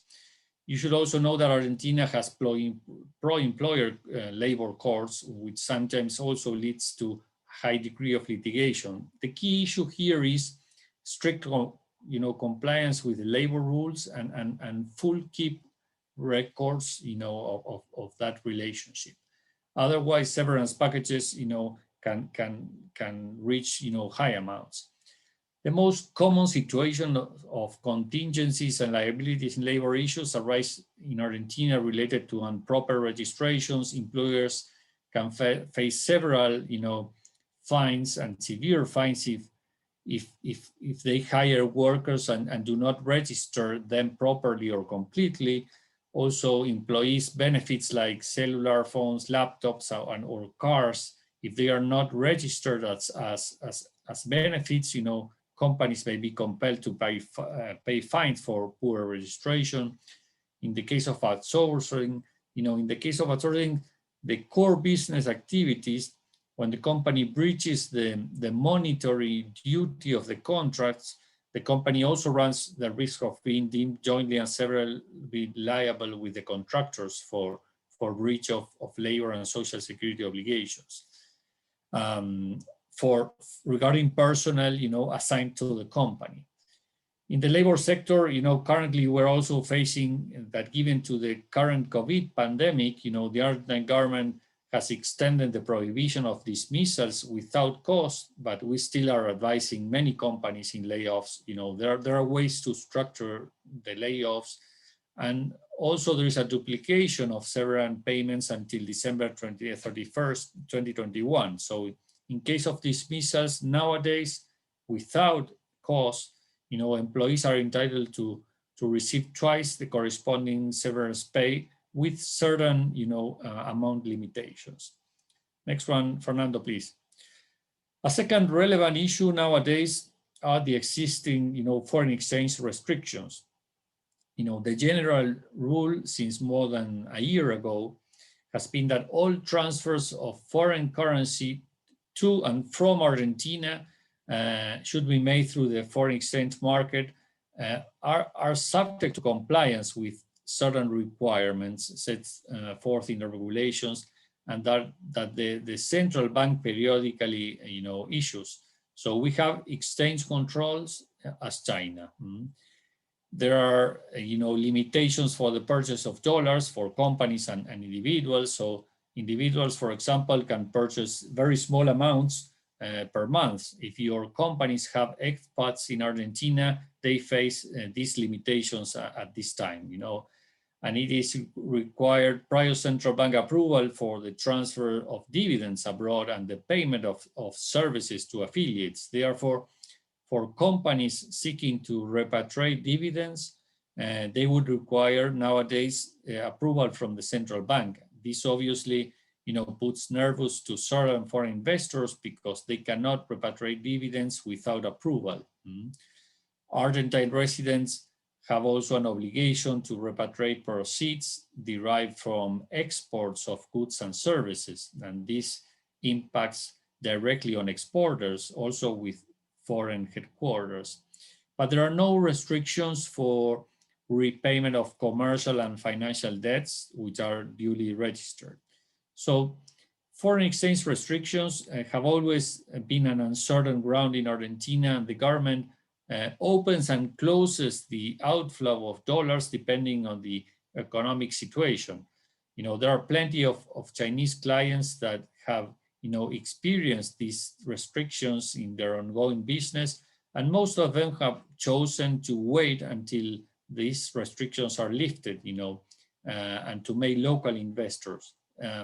Sooner or later, foreign investors have been able to exit, from their dollars, But it's important that Chinese companies and their council are continuously aware about the existence of foreign exchange restrictions, which are also periodically updated by the central bank. The next one, Fernando, please. On trade, related to foreign exchange restrictions that we have mentioned, the main issue with trade in Argentina is also that government needs to control the outflow and inflow of currency in order to pay for the imports of goods, given the lack of dollars. So Argentina is carrying out a managed trade policy, which means that there are restrictions to the importation, and the way to do is via non-automatic licenses to import volumes. And also there are de facto measures, certain de facto measures for controlling purposes and to prevent imports. Certain clients have experienced also delays when receiving payments given the foreign exchange restrictions. So it is also advisable to you and your companies to receive payments for your goods before shipping. There is, however, a good outlook on international trade for our country, Argentina, which Chinese companies may be able to capitalize. When the Mercosur European Union agreement becomes effective, we think that it will boost, exports of agribusiness commodities, including beef, for example. So the existing Chinese investments and exports to these industries will be benefited, industries of agribusiness commodities.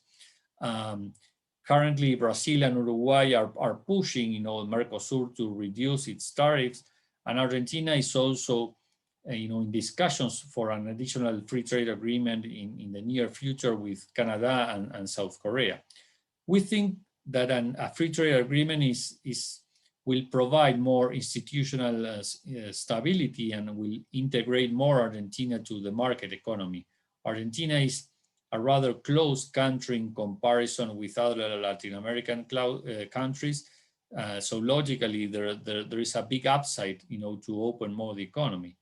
We think that Argentina has not much room for a closed economy due to Brazilian's position. Brazil pushes to open the economy and the Mercosur fast, and if Brazil ratifies promptly the free trade agreement with Mercosur, it will begin applying to Brazil alone, and Argentina will lose competitiveness. So Argentina will be forced to go into the free trade agreement as well.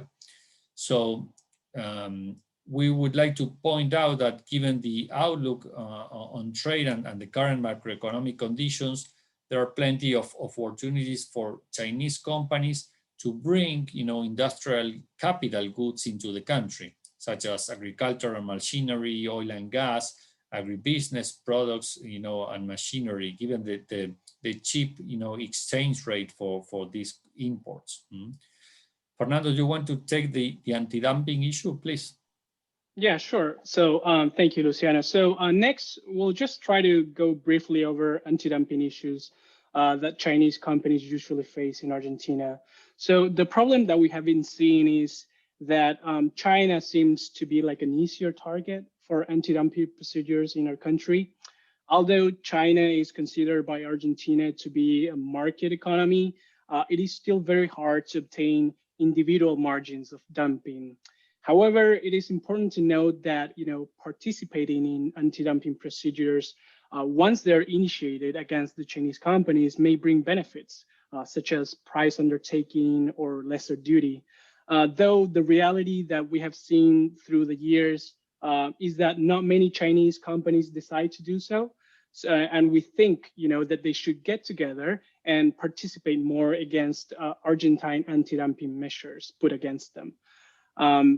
Lastly, we just wanted to stress out that when a Chinese company is faced with an anti-dumping procedure, you should also contact your local Chinese authorities, such as the Chinese embassy here in Buenos Aires, because they can provide very useful resources and offer a certain degree of support and guidance on each of these anti-dumping procedures. So lastly, we'll move over to taxation, and I'll let Luciano finish our presentation today. Yes, the last issue we wanted to highlight is, or mention, is taxation in Argentina. The main issue here to remark is that Argentina has a relatively high tax pressure for companies and individuals, so the tax framework should be taken carefully into account when analyzing investments or running local businesses. I know that we are running out of time, so we will skip the detailed analysis now of the Argentine tax structure, but the information contained in the PPT will be shared, with all the participants. You will need to make the analysis under the 3 levels of taxes: national, provincial and municipal, and certain federal tax incentives for certain areas. So in the next slide, thank you, Fernando, we wanted to mention that there are federal incentives available for companies in Argentina, which are very convenient. In general, these promotional, regimes obviously requiring to include compliance of certain formal and material requirements, but let us know if you are interested in this, and we will explain you more details about. We have the knowledge economy regime, the transfer of technology regulations, mining investment law, biotechnology regime, biofuel regime, renewable energy regime. These are very, good tax regimes. Depending on the regime, the main tax benefits are fiscal stability, a reduced tax rate for federal taxes, the granting of tax credits, accelerated amortization for income of tax purposes and reimbursement of VAT. So, well, 30 minutes are there. So we want to thank you for your attention, and please find below our key contacts information. You may find our addresses, emails, and WeChat QR codes. And of course, feel free to reach us if you have any questions, and we will certainly look forward to working with you in any projects in the near future. Thank you very much. Thank you. 好的，感谢二位啊，既给我们带来了这个投资机会相关的信息，也介绍了在阿根廷投资需要注意的一些法律的事项啊。再次提醒各位观众，如果说我们有什么问题的话，包括对我们今天所有这个演讲嘉宾有什么问题，可以在留言区给我们留言，我们会摘取一部分的这个问题，然后随后在问答环节再请教我们的专家。好，接下来有请来自秘鲁 Rodrigo 律师事务所的 Jose Tam 和 Claudia Martinez 为大家介绍在秘鲁投资机遇与法律保护。Jose Tam 先生毕业于利马大学，并且在马德里康普斯顿大学取得博士学位。他目前是律所争议解决和亚洲投资业务组的负责人。Claudia 在中国政法大学、对外经贸大学和荷兰马斯特里赫特大学取得学位，擅长公司法以及处理与中国投资相关的法律领域。有请二位。尊敬的领导、先生们、女士们，大家早上好。2016年，习近平主席来到秘鲁说，想致5元tiền，万里尚为邻。首先，请让我代表秘鲁的律师事务所 Rodrigo Elias Medrano， 感谢你们参加本次网上会议。我们认为这是一个很好的机会，让我们的律师事务所跟你们的公司拥有更多的联系，互相认识，建立友好的关系。In today's presentation, we are going to explain the following points. First, we are going to explain Peru's legal environment, which opportunities and challenges a Chinese company may face when arriving to Peru. And this information is based on our more than 15 years of experience working with Chinese companies. Second, we are going to briefly explain the current status of the projects of Chinese companies in Peru. Specifically, we are going to tell you about 2 investment cases and their legal challenges. And finally, we are going to explain you some potential business opportunities in some specific sectors that we believe will be of your interest. My colleague, Jose, will start with the presentation. Please, Jose, go ahead. Thank you very much, Claudia. Thank you, CCPIT, for organizing this amazing event. And for allowing my firm and my colleague firms to show you what our countries have to offer in terms of business opportunities and projects. Specifically, I will talk about our business and legal framework in Peru. So let's begin with our first point, Peru's legal environment. Peru's economy, just like most economies in the world, has suffered in the pandemic. Before this situation, Peru had one of the world's best performing economies. However, this past year, Peru's GDP declined because of the pandemic, thanks to our strong macroeconomic foundations, high commodity prices, and broad government stimulus packages. Peru is expected to have a strong economic recovery in 2021 and 2022. Regarding our political situation, currently we have an interim president, Francisco Sagasti. Mr. Sagasti is leading a transitional government ahead of the presidential election that were held this past Sunday, just 3 or 4 days ago. We are heading to a second round in June. The 2 candidates that are running for becoming our next presidents are Mr. Pedro Castillo and Mrs. Keiko Fujimori. It's too early to know what will happen, but we expect that the next administration will continue Peru's economic policies. Peru has established a stable and attractive legal framework for national and foreign investors. We shall start by mentioning that Peru offers a favorable foreign direct investment policy in which investors like you will receive the same treatment as local investors. I'll mention some rights for foreign investors: freedom of trade and industry, to send remittances abroad for the profit or gains, warranty to freely possess and use foreign currency, to use the most favorable exchange rate in the market, to freely export any capital investment, unlimited access to domestic credit, free hiring of technology and remittance of royalties, to enter into legal stability agreements with the Peruvian government for their investments in Peru. In some, private investments are allowed without any restriction in almost all activities and do not require prior authorization. Why Peru? Well, besides all these benefits I just mentioned, Peru's economy, as I said, is expected to recover during next years. Peru has a huge infrastructure gap, particularly in public services, sanitation, healthcare, education, transportation. Therefore, we need companies like Chinese companies to bring their expertise to develop projects in Peru. Peru has also abundance of natural resources, mineral, fishing, agricultural products. There's a high demand in construction, real estate, and agribusiness.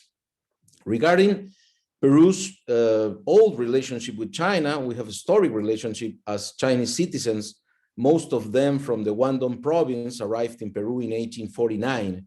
Some official figures state that 10% of the Peruvian population are Chinese descendants, as me, for example. Besides, China is our main commercial business partner since we have signed a free trade agreement since 2010. Also, Peru is part of the Belt and Road Initiative that was mentioned before, and we also have a comprehensive strategic partnership since 2013. Today, we have more than 200 companies, Chinese companies from different sectors already working in Peru. Now, we will explain some of the main legal issues that our Chinese clients face when arriving in Peru. Please note that for confidential purposes, we cannot mention what companies have encountered such issues. First, one of the main questions our Chinese clients have is whether a local presence of the company is necessary to develop a project. Well, pursuant to the local legal framework, it is not strictly required that the foreign company establish a local presence to participate in both private and public tenders within Peruvian territory.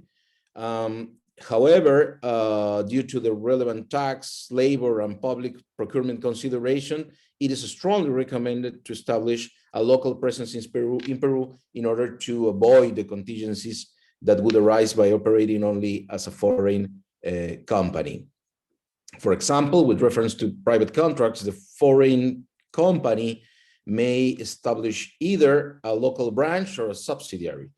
On the other hand, with contracts to be executed with state-owned entities, foreign companies usually incorporate local branches in Peru in order to participate in public procurement tenders, because according to the applicable laws, qualification criteria related to project experience can only be invoked by the legal extension of the parent companies and not by recently incorporated subsidiaries.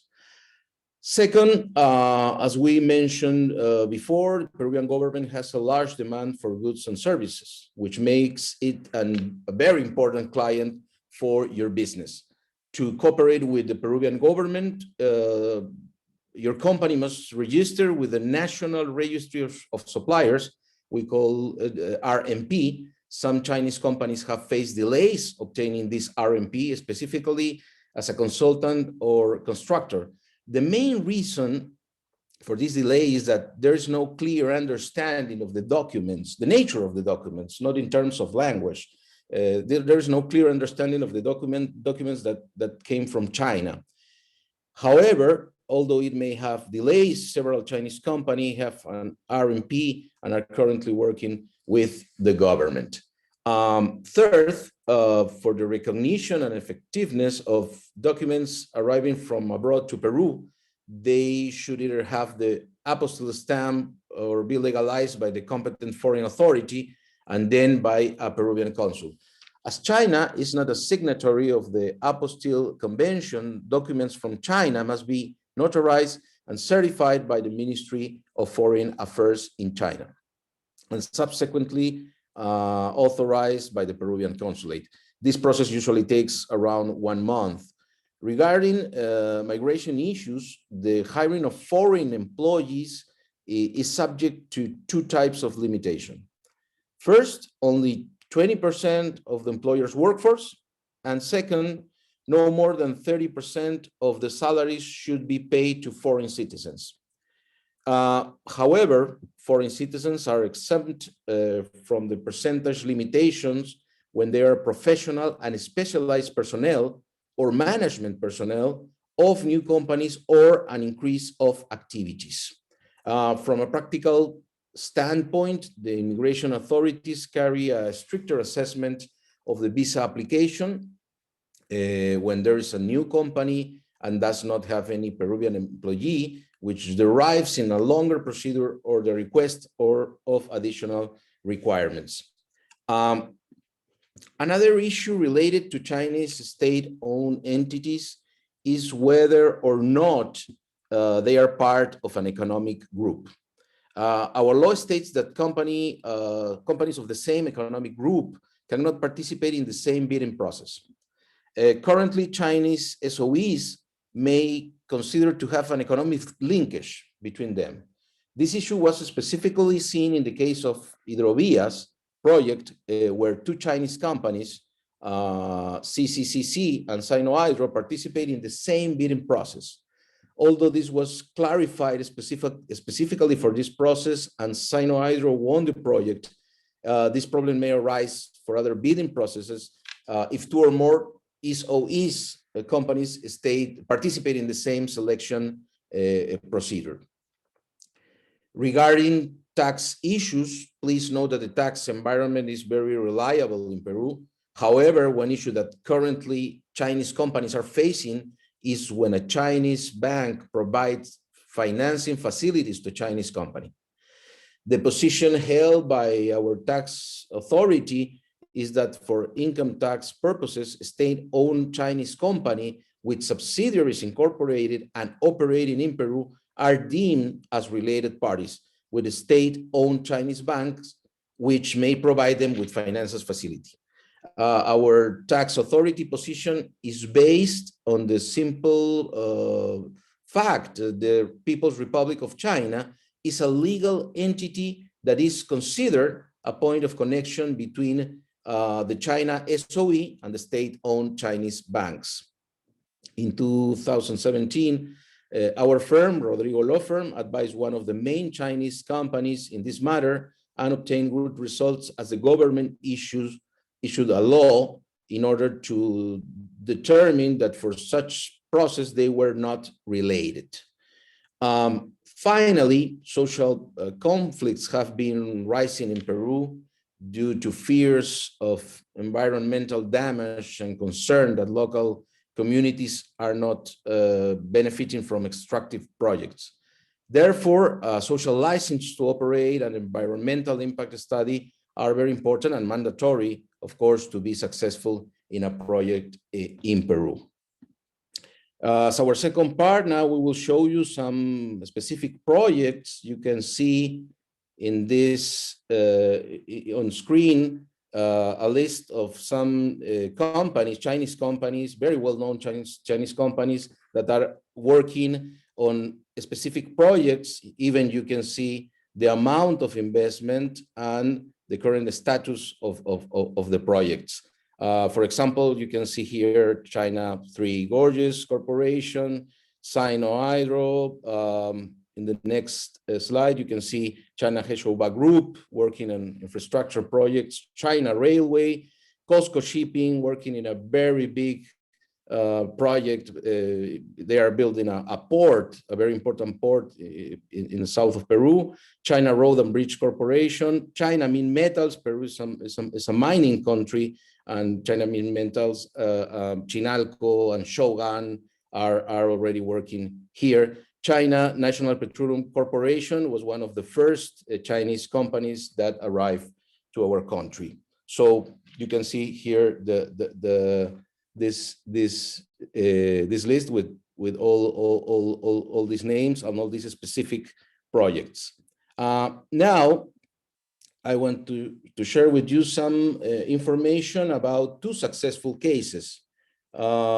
The first one is a case we know very well, as we as a law firm were the advisors of this process.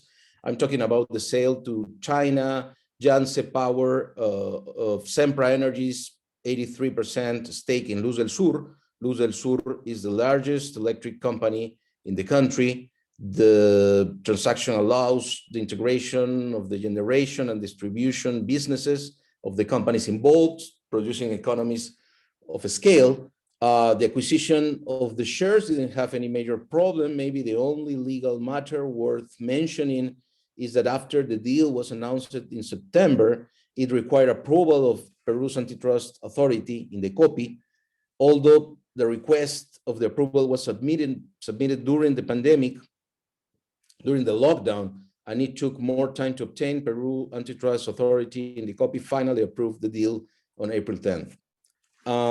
Another very successful case is the acquisition by Aluminum Corporation of China, Chinalco, the Toromocho copper mine in 2008 for $2.2 billion. Chinalco has launched a very effective corporate social responsibility campaign. For example, in 2013, the company organized and executed the successful relocation of 5,000 residents from the impoverished mining town of Morococha. This was really amazing. Its proactive approach to community engagement and social welfare has earned the company a very positive reputation in Peru, as well as the other Chinese investments in the country. So now Claudia will explain you more, maybe most important thing for you, that is business opportunities in our country.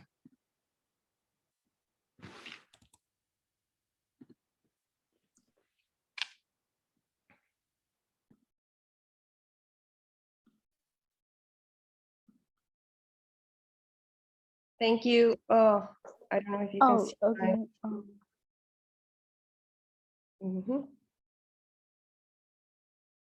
I'm sorry, wait. Okay. Thank you, Jose. Now we will briefly describe some potential business opportunities in Peru. We are going to tell you in which sector are the leading investment area and which modalities are being used by the investors in Peru, whether they are PPP projects, government to government, brownfield or greenfield projects. Currently, the main sector to invest in Peru are infrastructure, agribusiness, technology, mining, telecom, energy, etc. Particularly, we have seen a lot of interest from Chinese companies on infrastructure and mining. Despite the COVID-19 context, investment executions continue to grow. That is because Peru is in need to improve its infrastructure. Public investment is one of the main engines of growth. As you can see in this slide, the main sector in which we have the infrastructure gap are transportation, sanitation, water, telecommunication, and hydraulics. What is the question that sometimes our Chinese clients ask is how the Peruvian government is planning on reducing that infrastructure gap. Well, Peru has developed several regulation and modalities of investment. Those modalities are government to government agreement that I will explain you later, works for taxes, public projects, PPP agreements, and greenfield and brownfield projects. In 2019, the Peruvian government issued this national plan, the National Plan for Competitiveness. The main goal of this plan was to reduce the infrastructure gap, as Jose mentioned before. This plan includes 52 projects distributed throughout the country with an investment worth close to $30 billion. As you can see in this chart, by December 2020, there are 30 projects under execution, 21 in process, and 1 under planning. Here you can see the project investment by sector and the budget considered for each of those areas. As I mentioned, the sectors of the government are promoting are all of these. They're mainly about infrastructure, and the amount of money, that we are planning to put in these projects are very high. Well, the sector which has the best result in terms of financial progress and the number of projects that were incorporated into the execution phase was the energy sector. The project with the highest level of financial progress were projects in assets, followed by PPP projects, and then by public works projects. Just for you to know, projects in assets is a mechanism in which the private sector, the private investor, seeks to carry out projects on assets that are owned by the government. Either the government is the owner, the possessor, the lessee, or other kind of real estate permitted by law. The Peruvian legal framework of the projects in assets is the same as the PPP, and I will briefly explain the PPP frame law later. The main difference between PPP projects and projects in assets is that while the former, the government can use its own resources and there is a risk allocation between the private sector and the government, in the later, the private sector assumes all risk related to the project, and the project will never use government resources. Here you can see the finance progress by execution modality. There is in PPP projects, you have self-finance projects and co-finance projects. Then you have public works, and then, as I mentioned, you have projects in assets. In total, though, there are the 52 projects. There is the finance progress. The finance progress to December 2020 reached almost 14.3%. One of the modalities that we think can be out of the interest of Chinese investment and the Chinese government are the government-to-government agreement.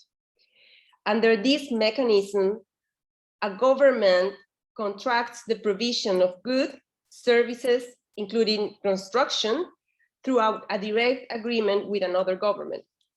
This later government can perform the agreement through its own government bodies or agencies, the government companies, such as SOEs, national private companies, and foreign private companies. The most representative of these agreements in terms of investment is one related to the reconstruction with changes signed with the United Kingdom. Also, another project signed as well with United Kingdom is the Pan American and the Pan American Games that were held in Lima in 2019. And in this G2G agreement, the type of contract that they use is the NEC 3, the new engineering contract, that are very flexible standard contracts that are they are like the FIDIC contract. I'm going to explain you. I'm going to tell you about two G2G cases that are actually pretty successful here in Peru. The first case is South Korea, the government of South Korea, and the Chinchero Airport, International Airport. South Korea was chosen for the project of the new airport in Cusco, the gateway to Machu Picchu. Maybe you know Machu Picchu is one of the 8 world wonders, just like the Great Wall in China. Its preliminary works are scheduled to start in the second quarter of this year. The consortium is composed by South Korean airports and 3 local engineering companies. Those companies have been selected by the Korean government, and the government is planned to be, the project is planned to be held on until 2024. The South Korean companies will The South Korean companies will be in charge of selecting the construction companies in an international bidding process, managing the construction process, examining the airport planning, and carry out a test operation when the airport is built. The second case is with France, and actually this agreement was signed this year. France was granted with this project this year, in the beginning of this year. This is the Santa Rosa Expressway and the new Central Highway. The award was granted, will be signed by this April. The Via Expresa Santa Rosa consists on an elevated viaduct, and this work will involve an estimated investment of $200 million. The construction of the new Central Highway will cover almost all the Andes of Peru, and the total investment amount is estimated to be around $3 billion. It's around 136 kilometer long project. As I mentioned, the ongoing G2G agreement is the reconstruction with changes that is held by the UK government.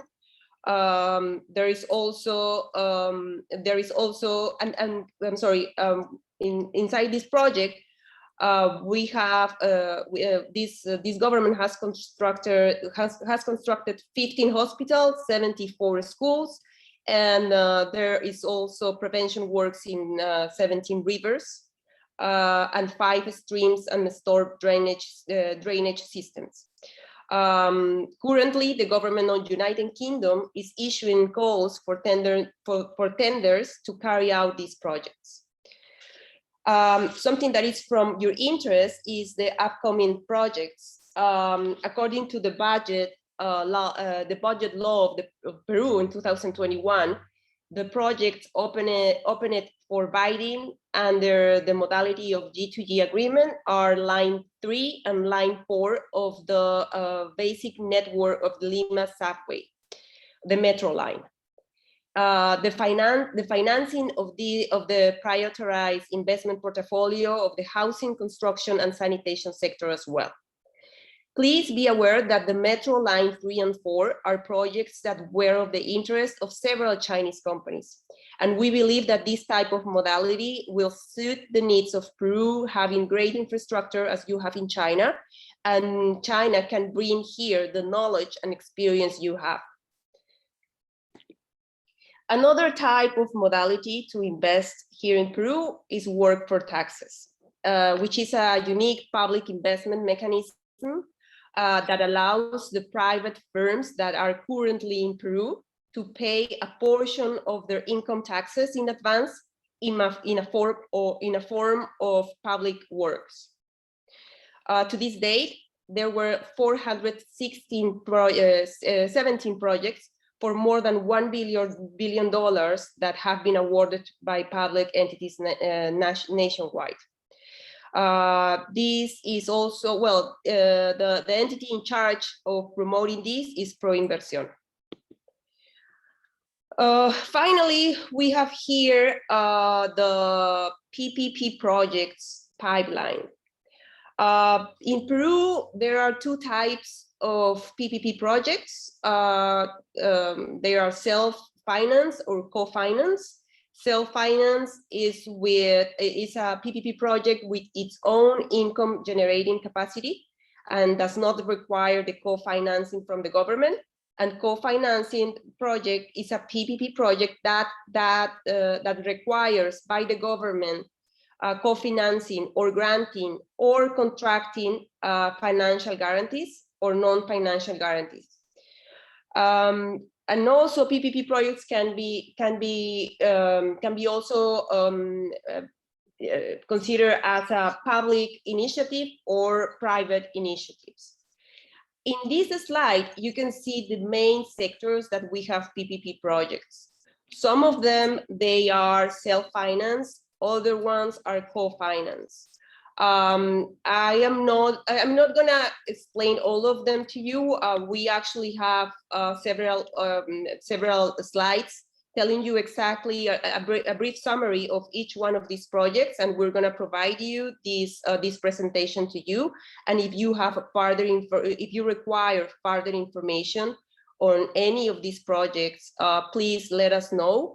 All of these projects that you can see here are currently in a bid, and the government is interested in companies, in foreign companies, to participate in them. Finally, well, this is all the projects that I'm telling you, the brief explanation of each of them. And finally, here is our final slide, where you can see Jose WeChat link, and also myself. And if you have any question regarding Peruvian's legal environment, you're more than welcome to ask me, to ask Pepe. We always work on WeChat, and you can also address me in Chinese. 谢谢。好的，感谢二位，特别是第一页 PPT 里面那句有朋自远方来，不亦乐乎，一下子就把我们的心都拉近了。虽然说我们的这个物理距离很远。我们商法中心也曾经和这个 Rodrigo 律师事务所有过非常良好的合作。好，以上就是四国律师事务所的介绍。但是我们知道，中国企业去境外投资，除了要了解当地的法律政策以外，也需要符合我们国内关于境外投资的各项法律规定。所以接下来有请中国贸促会商事法律服务中心法律顾问处的王林杰处长为大家讲解中国企业境外投资风险防范和法律保护。王林杰处长至今已经有17年的涉外商事法律工作经验，长期担任涉外企事业单位的常年法律顾问，协助多家外国驻华使馆和外国商会处理过中外企业之间的法律纠纷，也担任世博会中国馆等大型活动的法律顾问，参与编写的一带一路沿线国家经贸投资法律指南，为多家中国企业的境外投资项目提供过法律服务，也代理过诸多中国企业在国内外知名仲裁机构的国际仲裁案件和涉外诉讼案件，擅长在境外投资和国际贸易方面为中外企业提供法律风险防范和解决方案。有请王处。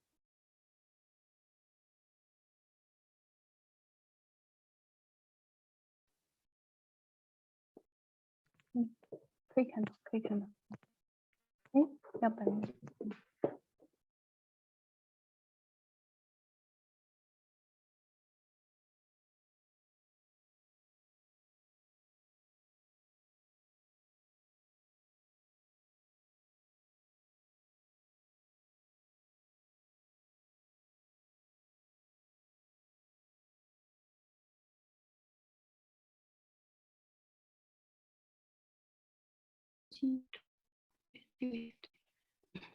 抱歉，刚才系统出了点小问题。好，各位企业代表、各位专家、各位外国朋友们，大家上午好啊！我是来自于中国贸促会的王林杰。今天非常高兴，我们能有机会跟大家一起来探讨一下，在中国企业在拉美投资相关的一些问题。我们中国贸促会呢，一直致力于促进中国企业和外国企业之间的国际合作和交流，帮助中国企业对外贸易和投资开拓市场。然后我们中国贸促会商事法律服务中心也是1954年就成立了，一直以来也在帮助中国企业提供关于在境外投资和国际贸易方面的法律服务。我们这些年呢，一直我们也是对中国企业的境外投资是比较关注的。然后这几年呢，我们也是发现中国企业的境外投资有很多的变化。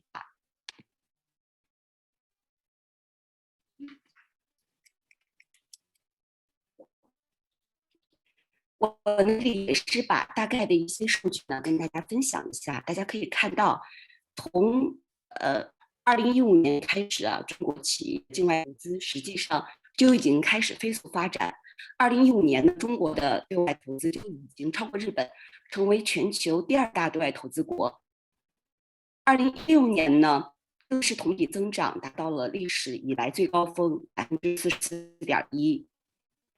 但是2016年底和2017年以来，中国政府也出台一系列的监管的政策，所以大家也可以看到，17年以来，中外投资实际上是受到了数量上是受到了一定的影响，有一定的下降。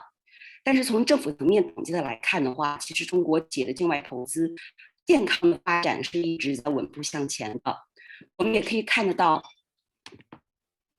在2020年全球疫情发展非常严重的时候，中国企业的境外投资从全国的范围内来看，同比还是增长了4.3%。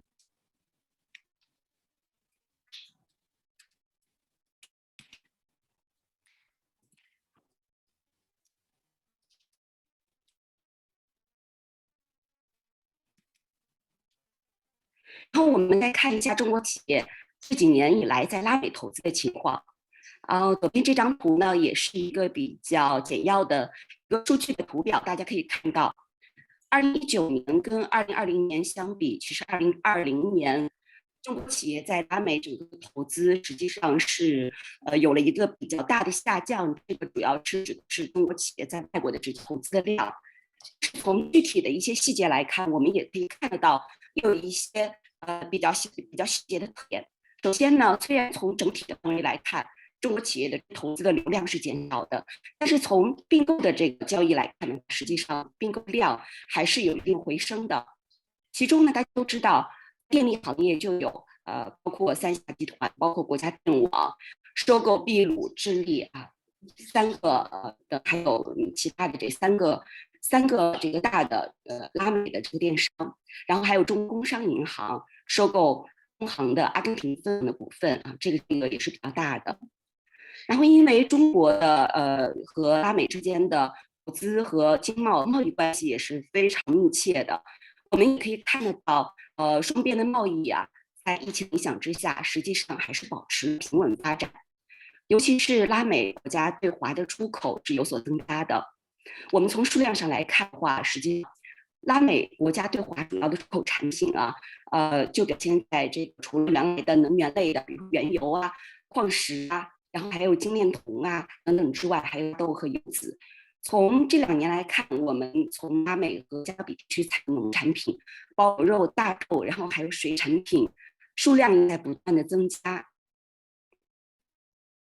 另外，从对外工程承包的方向来看的话，对外工程承包一直以来也是拉美是中国企业对外工程承包的一个非常重要的区域。我们从去年的数据来看，中国企业对外拉美的工程承包总体来说是发展态势是很好的，合同额也有小幅的增长。然后从主要的国际市场来看的话，还是传统的市场，包括西亚、哥伦比亚、墨西哥、阿根廷、秘鲁、委内瑞拉等等。主要的承包工程的类型呢，也主要是包括交通运输、通讯、能源、电力、石油化工这些项目。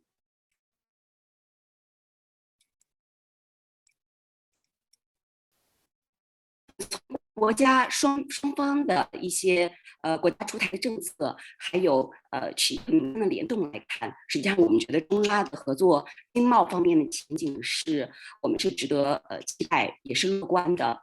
然后体现在这几大方面啊，还是提醒大家可以关注一下。第一呢，还是一带一路的倡议给中拉的经贸合作激发了新的合作活力。大家知道，2018年的1月份，中拉共同发布了关于“一带一路”倡议的特别声明，截止到2019年底，中国已经和19个拉美国家签订了相关的框架协议和合作备忘录，这都进一步的会加强中国企业和拉美的合作与在拉美当地的投资的促进。第二个来说的话，是在融资这一方面，我们也看到亚投行实际上在亚投行的发展，是得到了拉美国家的支持和欢迎的。我们看到乌拉圭、厄瓜多尔这2个国家都已经同时成为了“一带一路”倡议的成员国家和亚投行的正式成员国家。而巴西呢，它虽然没有加入“一带一路”倡议，但是呢，已经成为亚投行的正式成员国家。而从贷款使用方面来看，我们在官方的统计上，虽然2020年没有看到对于官方贷款发放这一方面有一些数据和比例，但我们预计中国的官方贷款在2021年以后将可能有所回升，也会给中国企业在拉美的投资增加活力。从第3方面来说，我们觉得中拉之间的投资合作的领域也将进一步的拓展。从拉美国家来看，拉美需要5G的技术，然后对人工智能的技术、数字技术服务的需求也比较大。这些呢，中国企业有一定的优势，然后也在这方面有非常强烈的合作的意愿。而在投资方式上呢，我们也看到从传统的投资的合作，从传统的这个合作，目前来说的话，在合作的方式上从原来的只是承包一些基础工程，然后现在更多的有企业开始从事 PPP 的这样的一些合作项目，然后除了承包以外，还包括运营和维护等等一系列的工作也都包括在内。在投资的合作期限上呢，也会使中国企业持有股权的时间更长，使投资合作更加稳定。第4个方面呢，我们也提醒大家需要关注疫情对于投资的影响，因为从我们看到的世界银行等一些权威机构发布的数据来看，全世界包括拉美国家，刚才拉美的几位律师也都介绍了，实际上受疫情影响相关的这个经济增长的速度还是有很大的影响的。虽然从世界银行发布的这个前景报告来看，2021年支持行认为地区经济有望实现一定增长，但是呢，我们也看到，拉美的经济在中短期内也是面临着进一步往下走的压力，经济的一些低迷也可能会导致社会的一些问题的凸现，进而呢，提醒咱们中国企业在投资的过程中也要注意去防范相关的风险。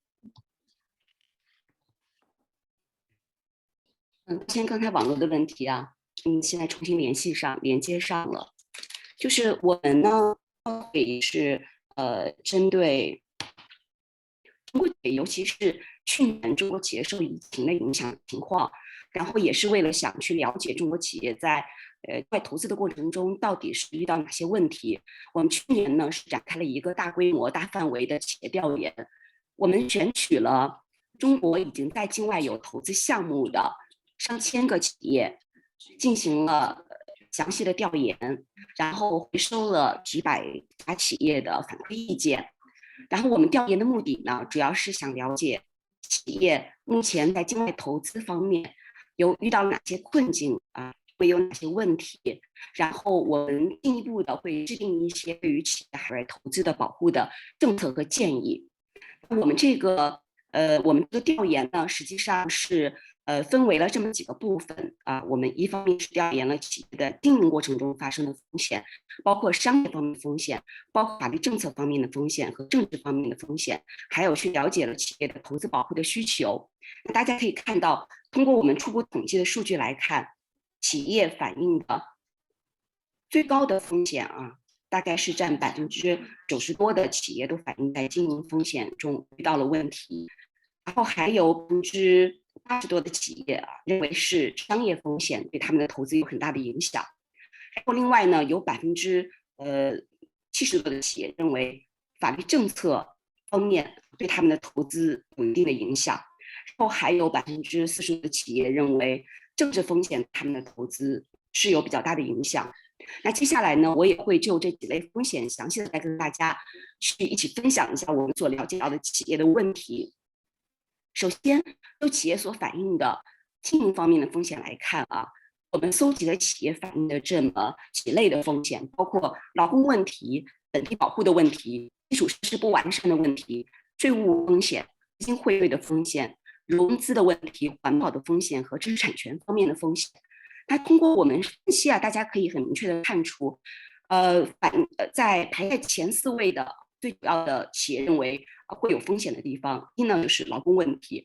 刚才呢几位律师在分享我们4个国家的情况的时候，我注意到也都先讲了劳工的问题，这个确实跟我们调研的情况是相吻合的。我们大概在调研过程中有78.6%的企业都反映了劳工问题会给他们的投资带来风险。主要的反映到我们这边来呢，实际上也有很多搜集的现成的案例。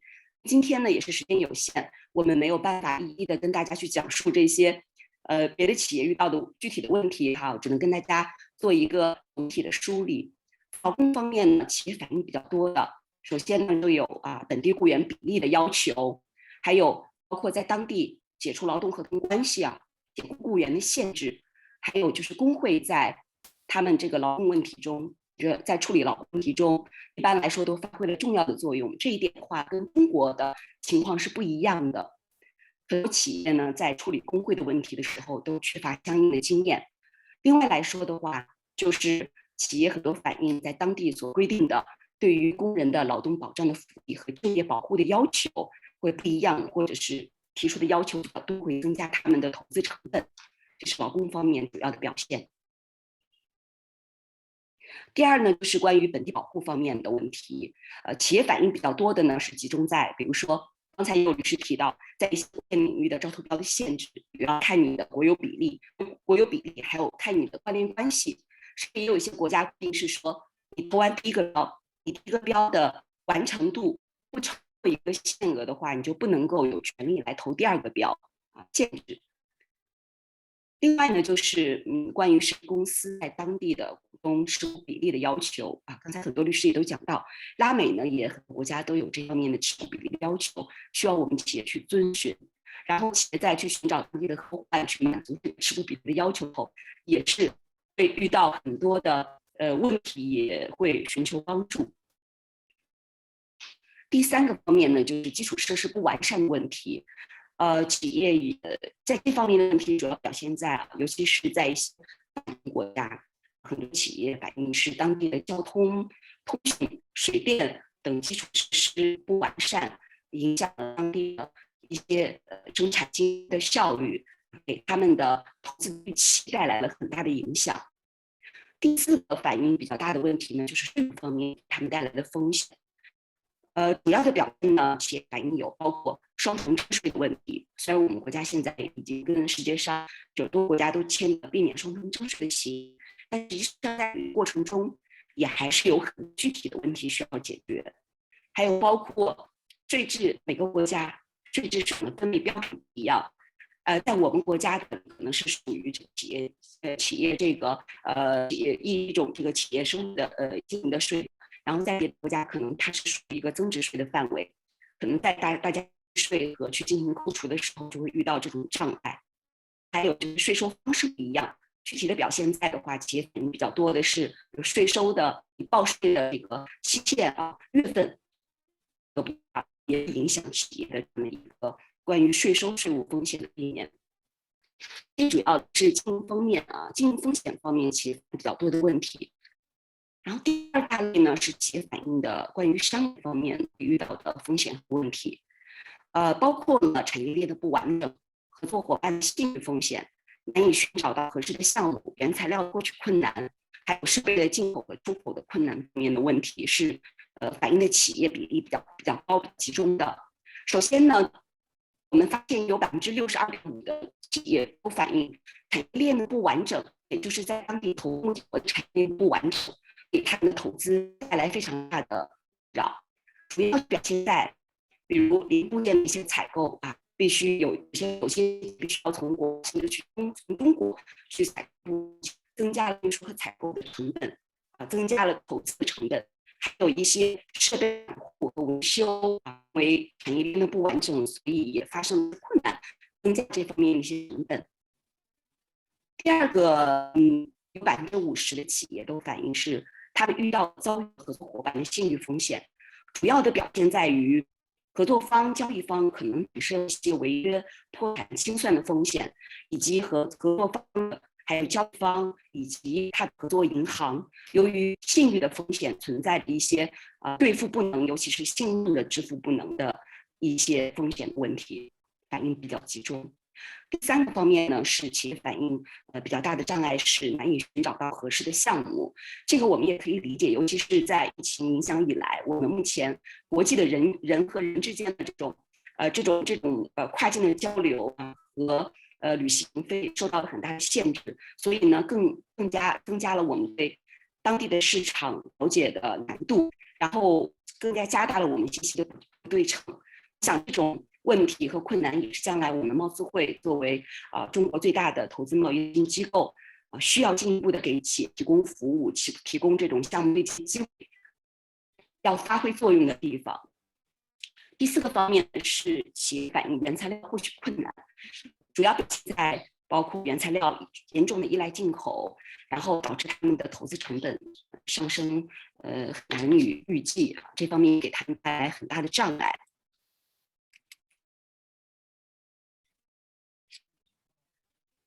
第三大方面呢，我们也调研了企业所遭遇的法律政策方面的风险。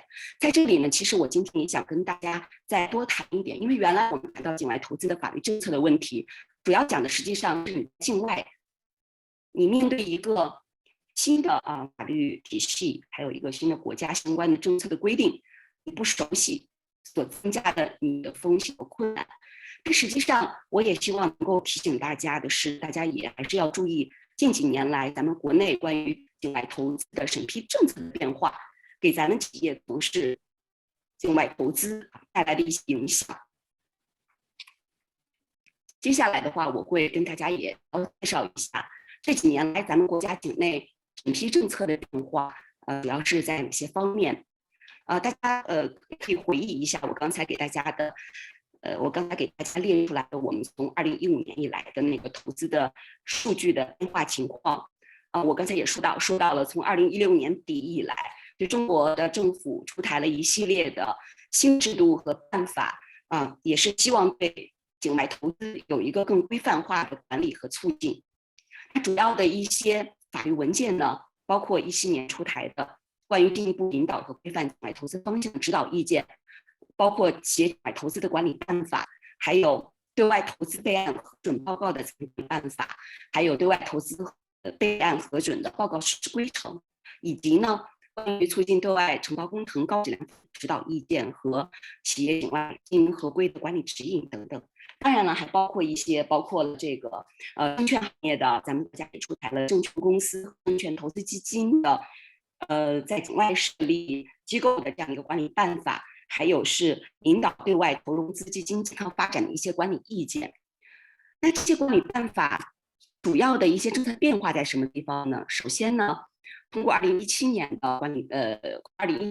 的企业境外投资管理办法，就明确了限制境外投资的这5大类的活动，然后包括了未经销国家的开展的境外投资，包括了在房地产、酒店、影视娱乐、体育俱乐部这几个行业的境外投资的项目，还有在境外设立没有具体实业项目的股权投资基金或投资平台，以及呢使用不符合投资目的和技术标准要求的落后的生产设备开展的境外投资，还有不符合投资目的国环保、能耗、安全标准的境外投资都被列为了限制境外投资的活动，需要遵循一事一批一核准的原则去进行报批。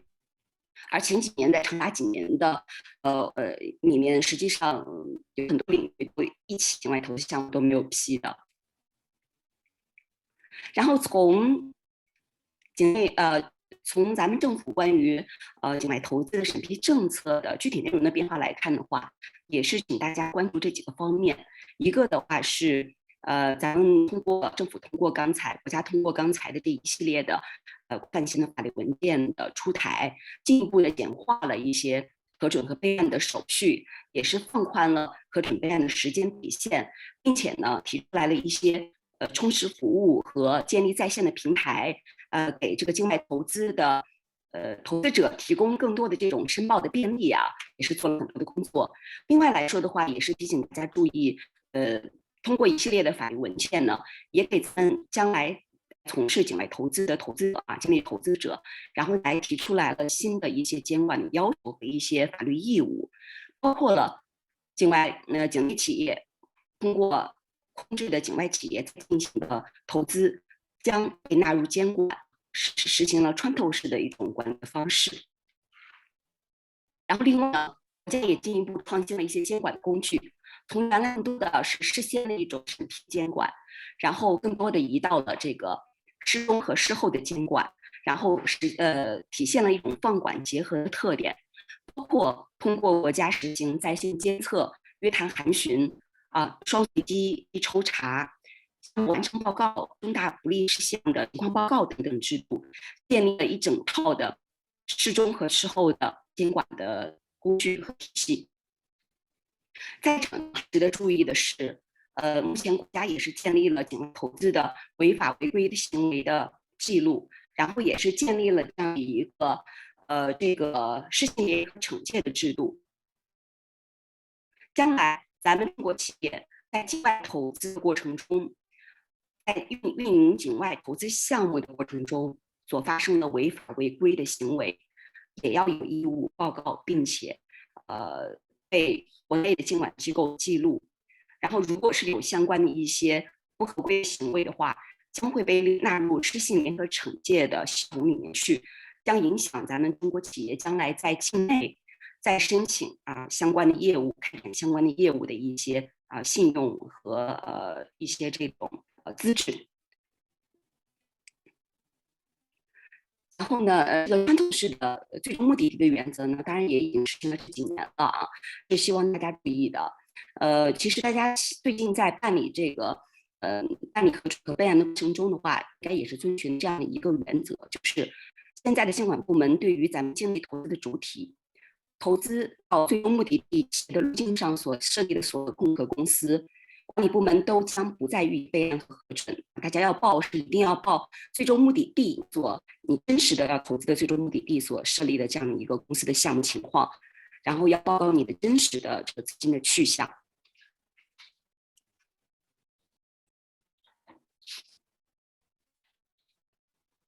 然后从境外的所面临着的境外法律政策的方面来看，我们这儿也梳理了一下企业反映对他们投资影响最大的一些风险点。在第一位的话，我们注意到是企业认为境外的法政策变化给他们的投资带来的不稳定性和风险，他们认为是最大的。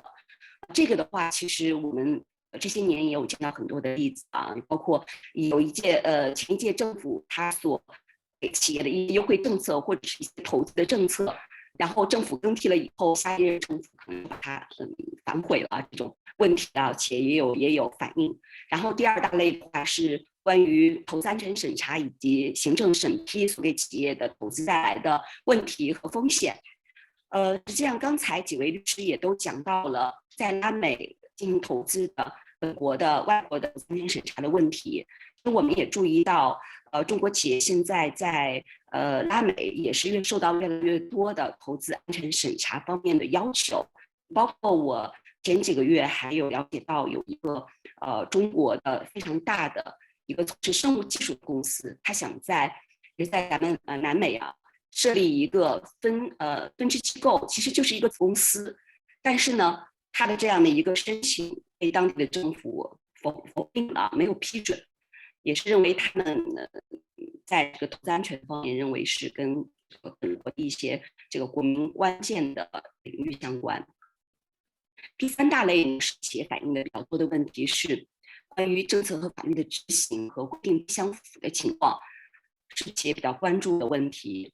然后第4大类呢是企业所反映的司法方面的问题。其实我们在这一类问题去搜集梳理的过程中，我们主要针对的是他们认为，就比如说你认为一个企业认为在另外一个国家你在投资或者经营过程中，你遇到的一些法律纠纷，这个国家的法院处理的速度是怎么样子的？有没有一些司法腐败或者是不公的问题？然后方面企业大概有20%多的企业是认为这方面会影响他们的投资的这个热情，还有投资的这样的增加投资的风险的。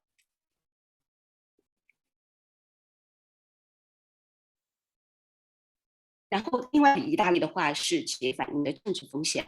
我们这次看到，实际上通过这么多年来全球各国关于本国营商环境的改善，原来我记得在10年前左右，我们去服务企业境外投资的过程中，企业对我们来说反映最多的是政治风险的问题，不知道该怎么应对和避免。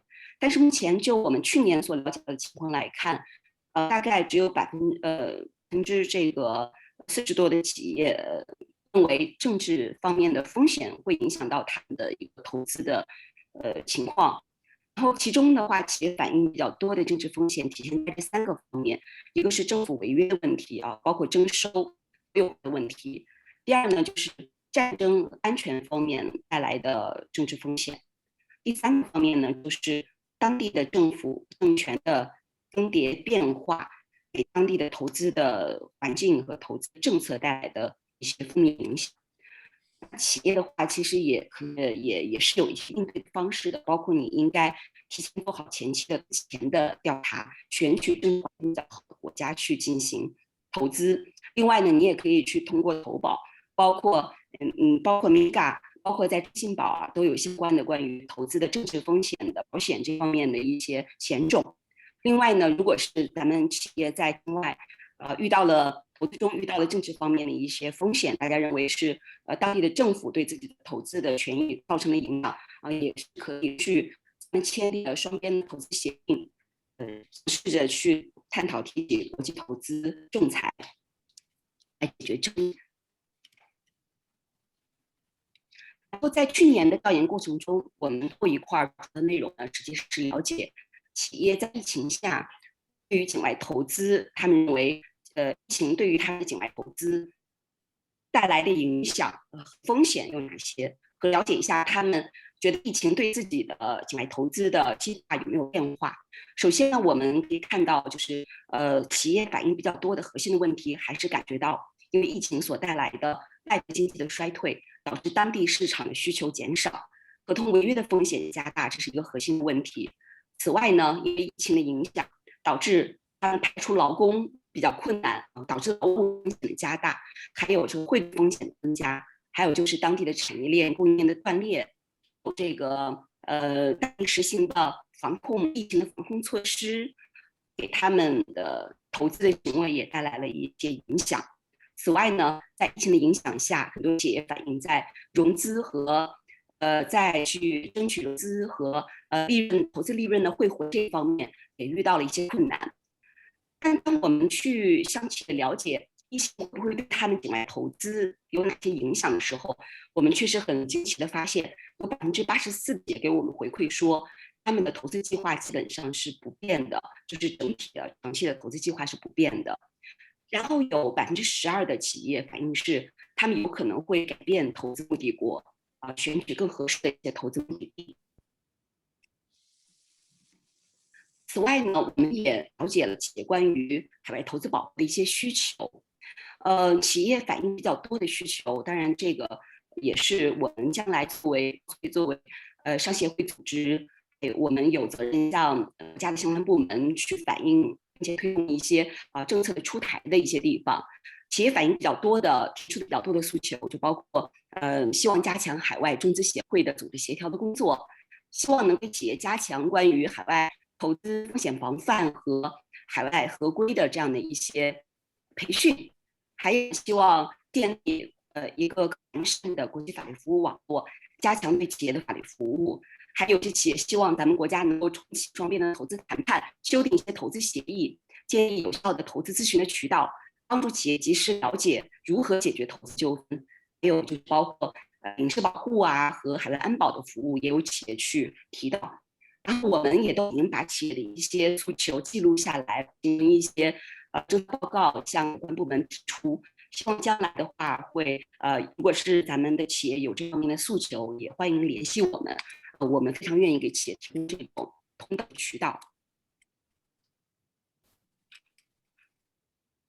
从整体我了解的企业情况来看，包括这么多年我们自己来做的关于企业境外投资的法律服务来说，这样还有几个建议，想给大家提一下。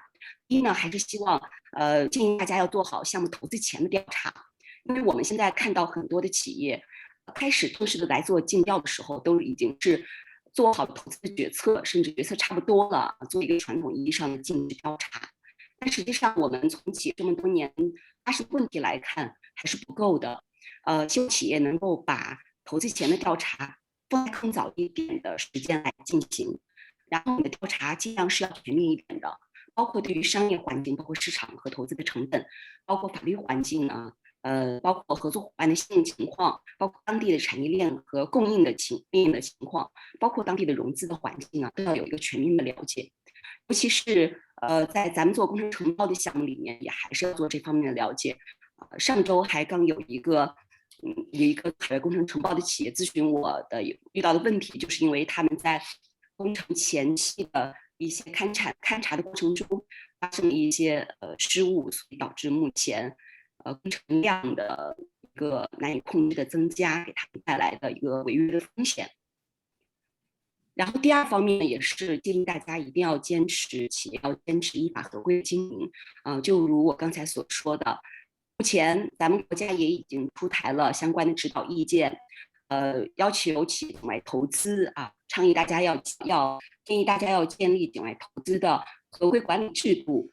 此外呢，在监管的过程中，然后也增加了要求企业在要把这个在境外合规建设的情况要及时的向监管部门进行报送，然后这个都是对于大家要依法进行合规经营这方面的一些新的要求。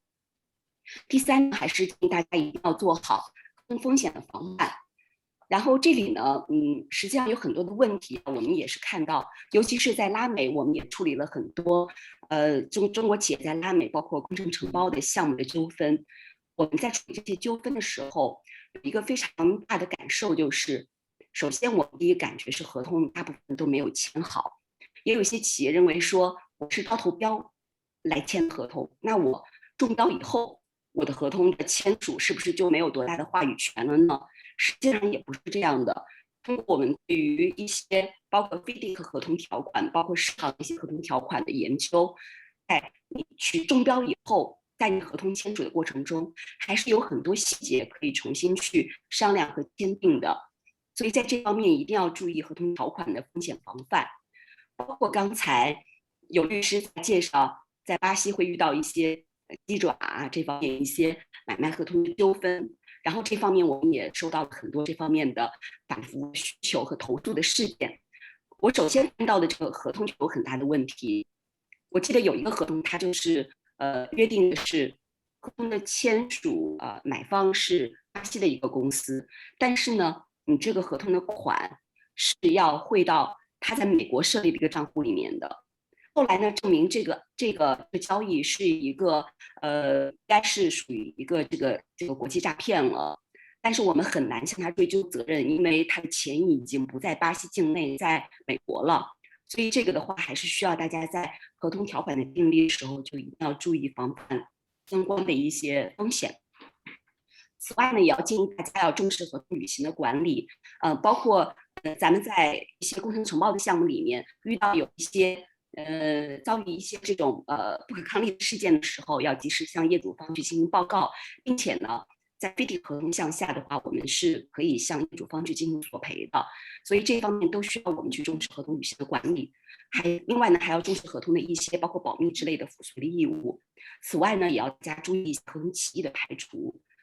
比如我们处理的一个仲裁的案件，也就涉及到南美的一个国家的纠纷。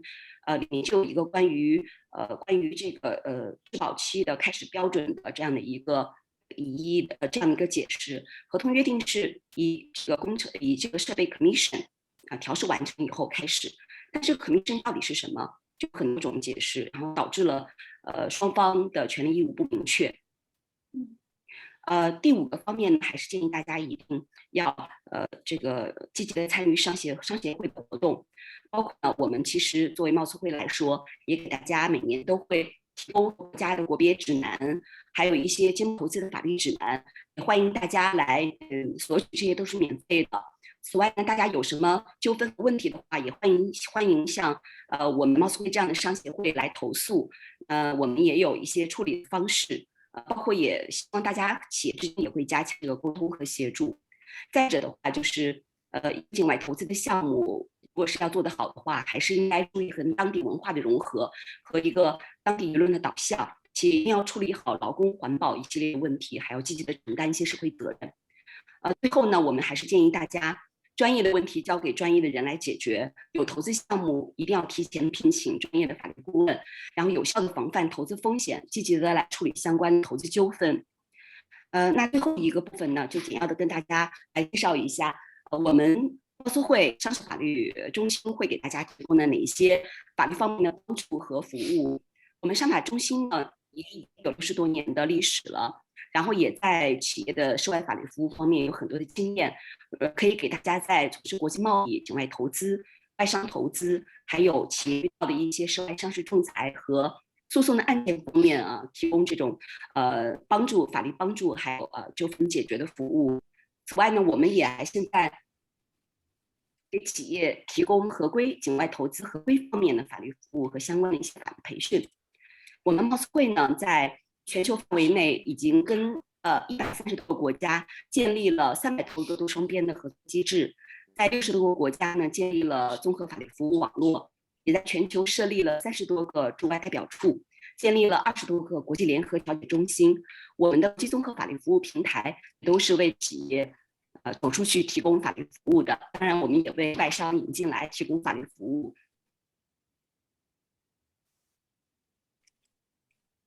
然后对于我们今天的主题境外投资来说，我会现在也我们这几年也在给企业提供境外投资全流程一站式的综合法律服务。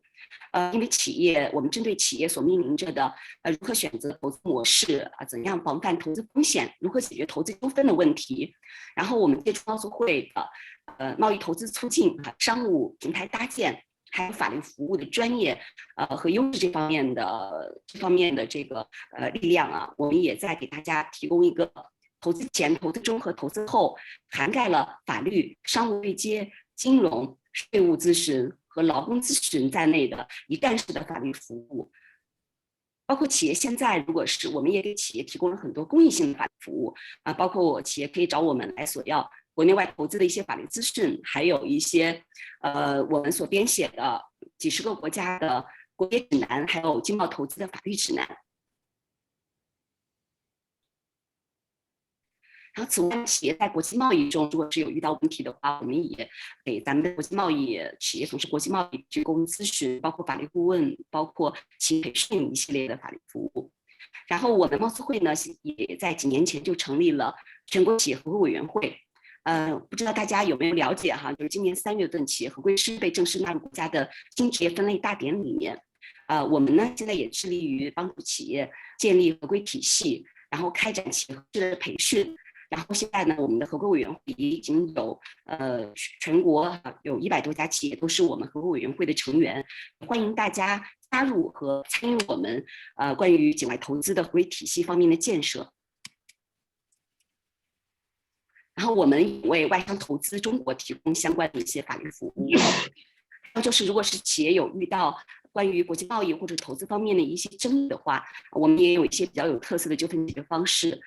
包括敦促履约这种方式，就是以我们贸促会的这样的身份来介入企业之间的这样一个纠纷，快速介入纠纷，敦促履约方履行合同义务，或者是帮助大家达成一个和解协议。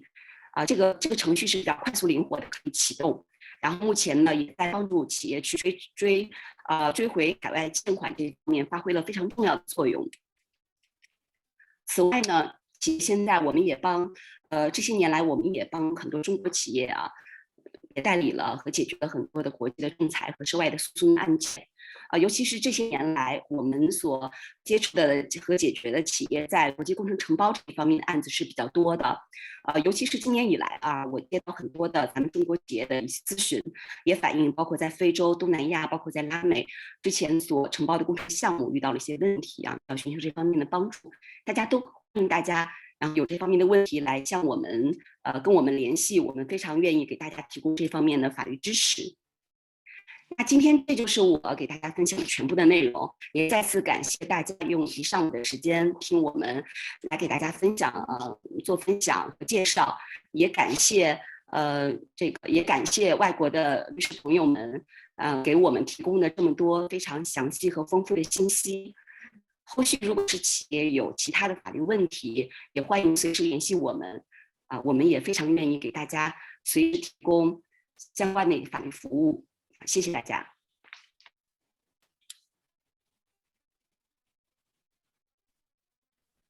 好的，感谢王处给我们带来了非常详细的一个介绍因为现在南美的时间已经非常晚了，所以我们就问3个问题给各位专家好不好？我们从这个观众的这个聊天记录里面摘取了3个问题。第一个问题是关于巴西的数据保护的法律是联邦层面的还是说州层面的？这个问题看是张律师或者是这个 Lucas 来回应一下。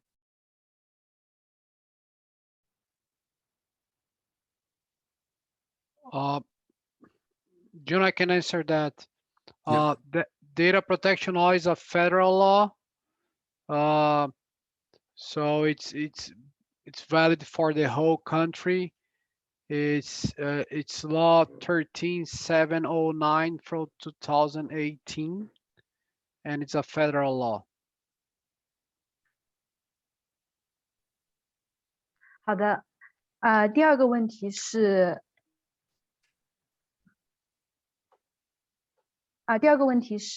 应该是给 Carrie 智利律师事务所的，就说智利的利润如果汇回中国需要交税吗？如果要交税的话，税率大概是多少？这个有请 Carrie 律师事务所的回应一下。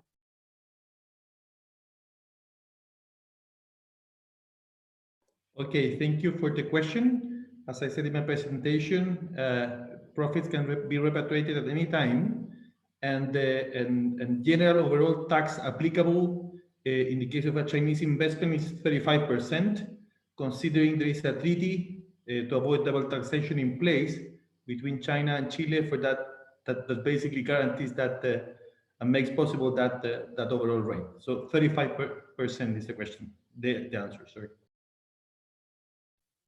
好的谢谢。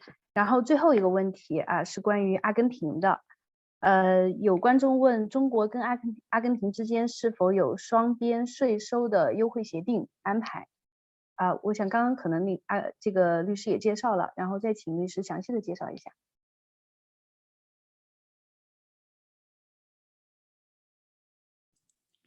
Thank you very much for the question. Yes, Argentina and China executed in 2018 a double taxation treaty, but is still not in effect.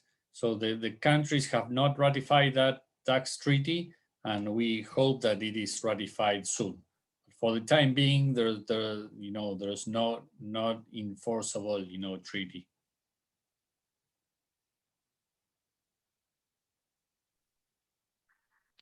好的非常感谢各位嘉宾，因为有时差的关系，现在南美4个国家已经是深夜了也感谢各位观众，希望大家通过此次研讨会能够有所收获，也希望有走出去意向或者已经走出去的企业能够行稳致远谢谢大家，本次研讨会到此结束，祝大家身体健康，工作顺利，谢谢。Thank you, gracias. Gracias. 谢 Thank 谢 you. 谢谢谢谢 Thank 谢谢 you. 谢谢，辛苦了，拜拜，谢谢，拜拜。 Thank you， 谢谢。谢谢谢谢。Thank you. 谢谢。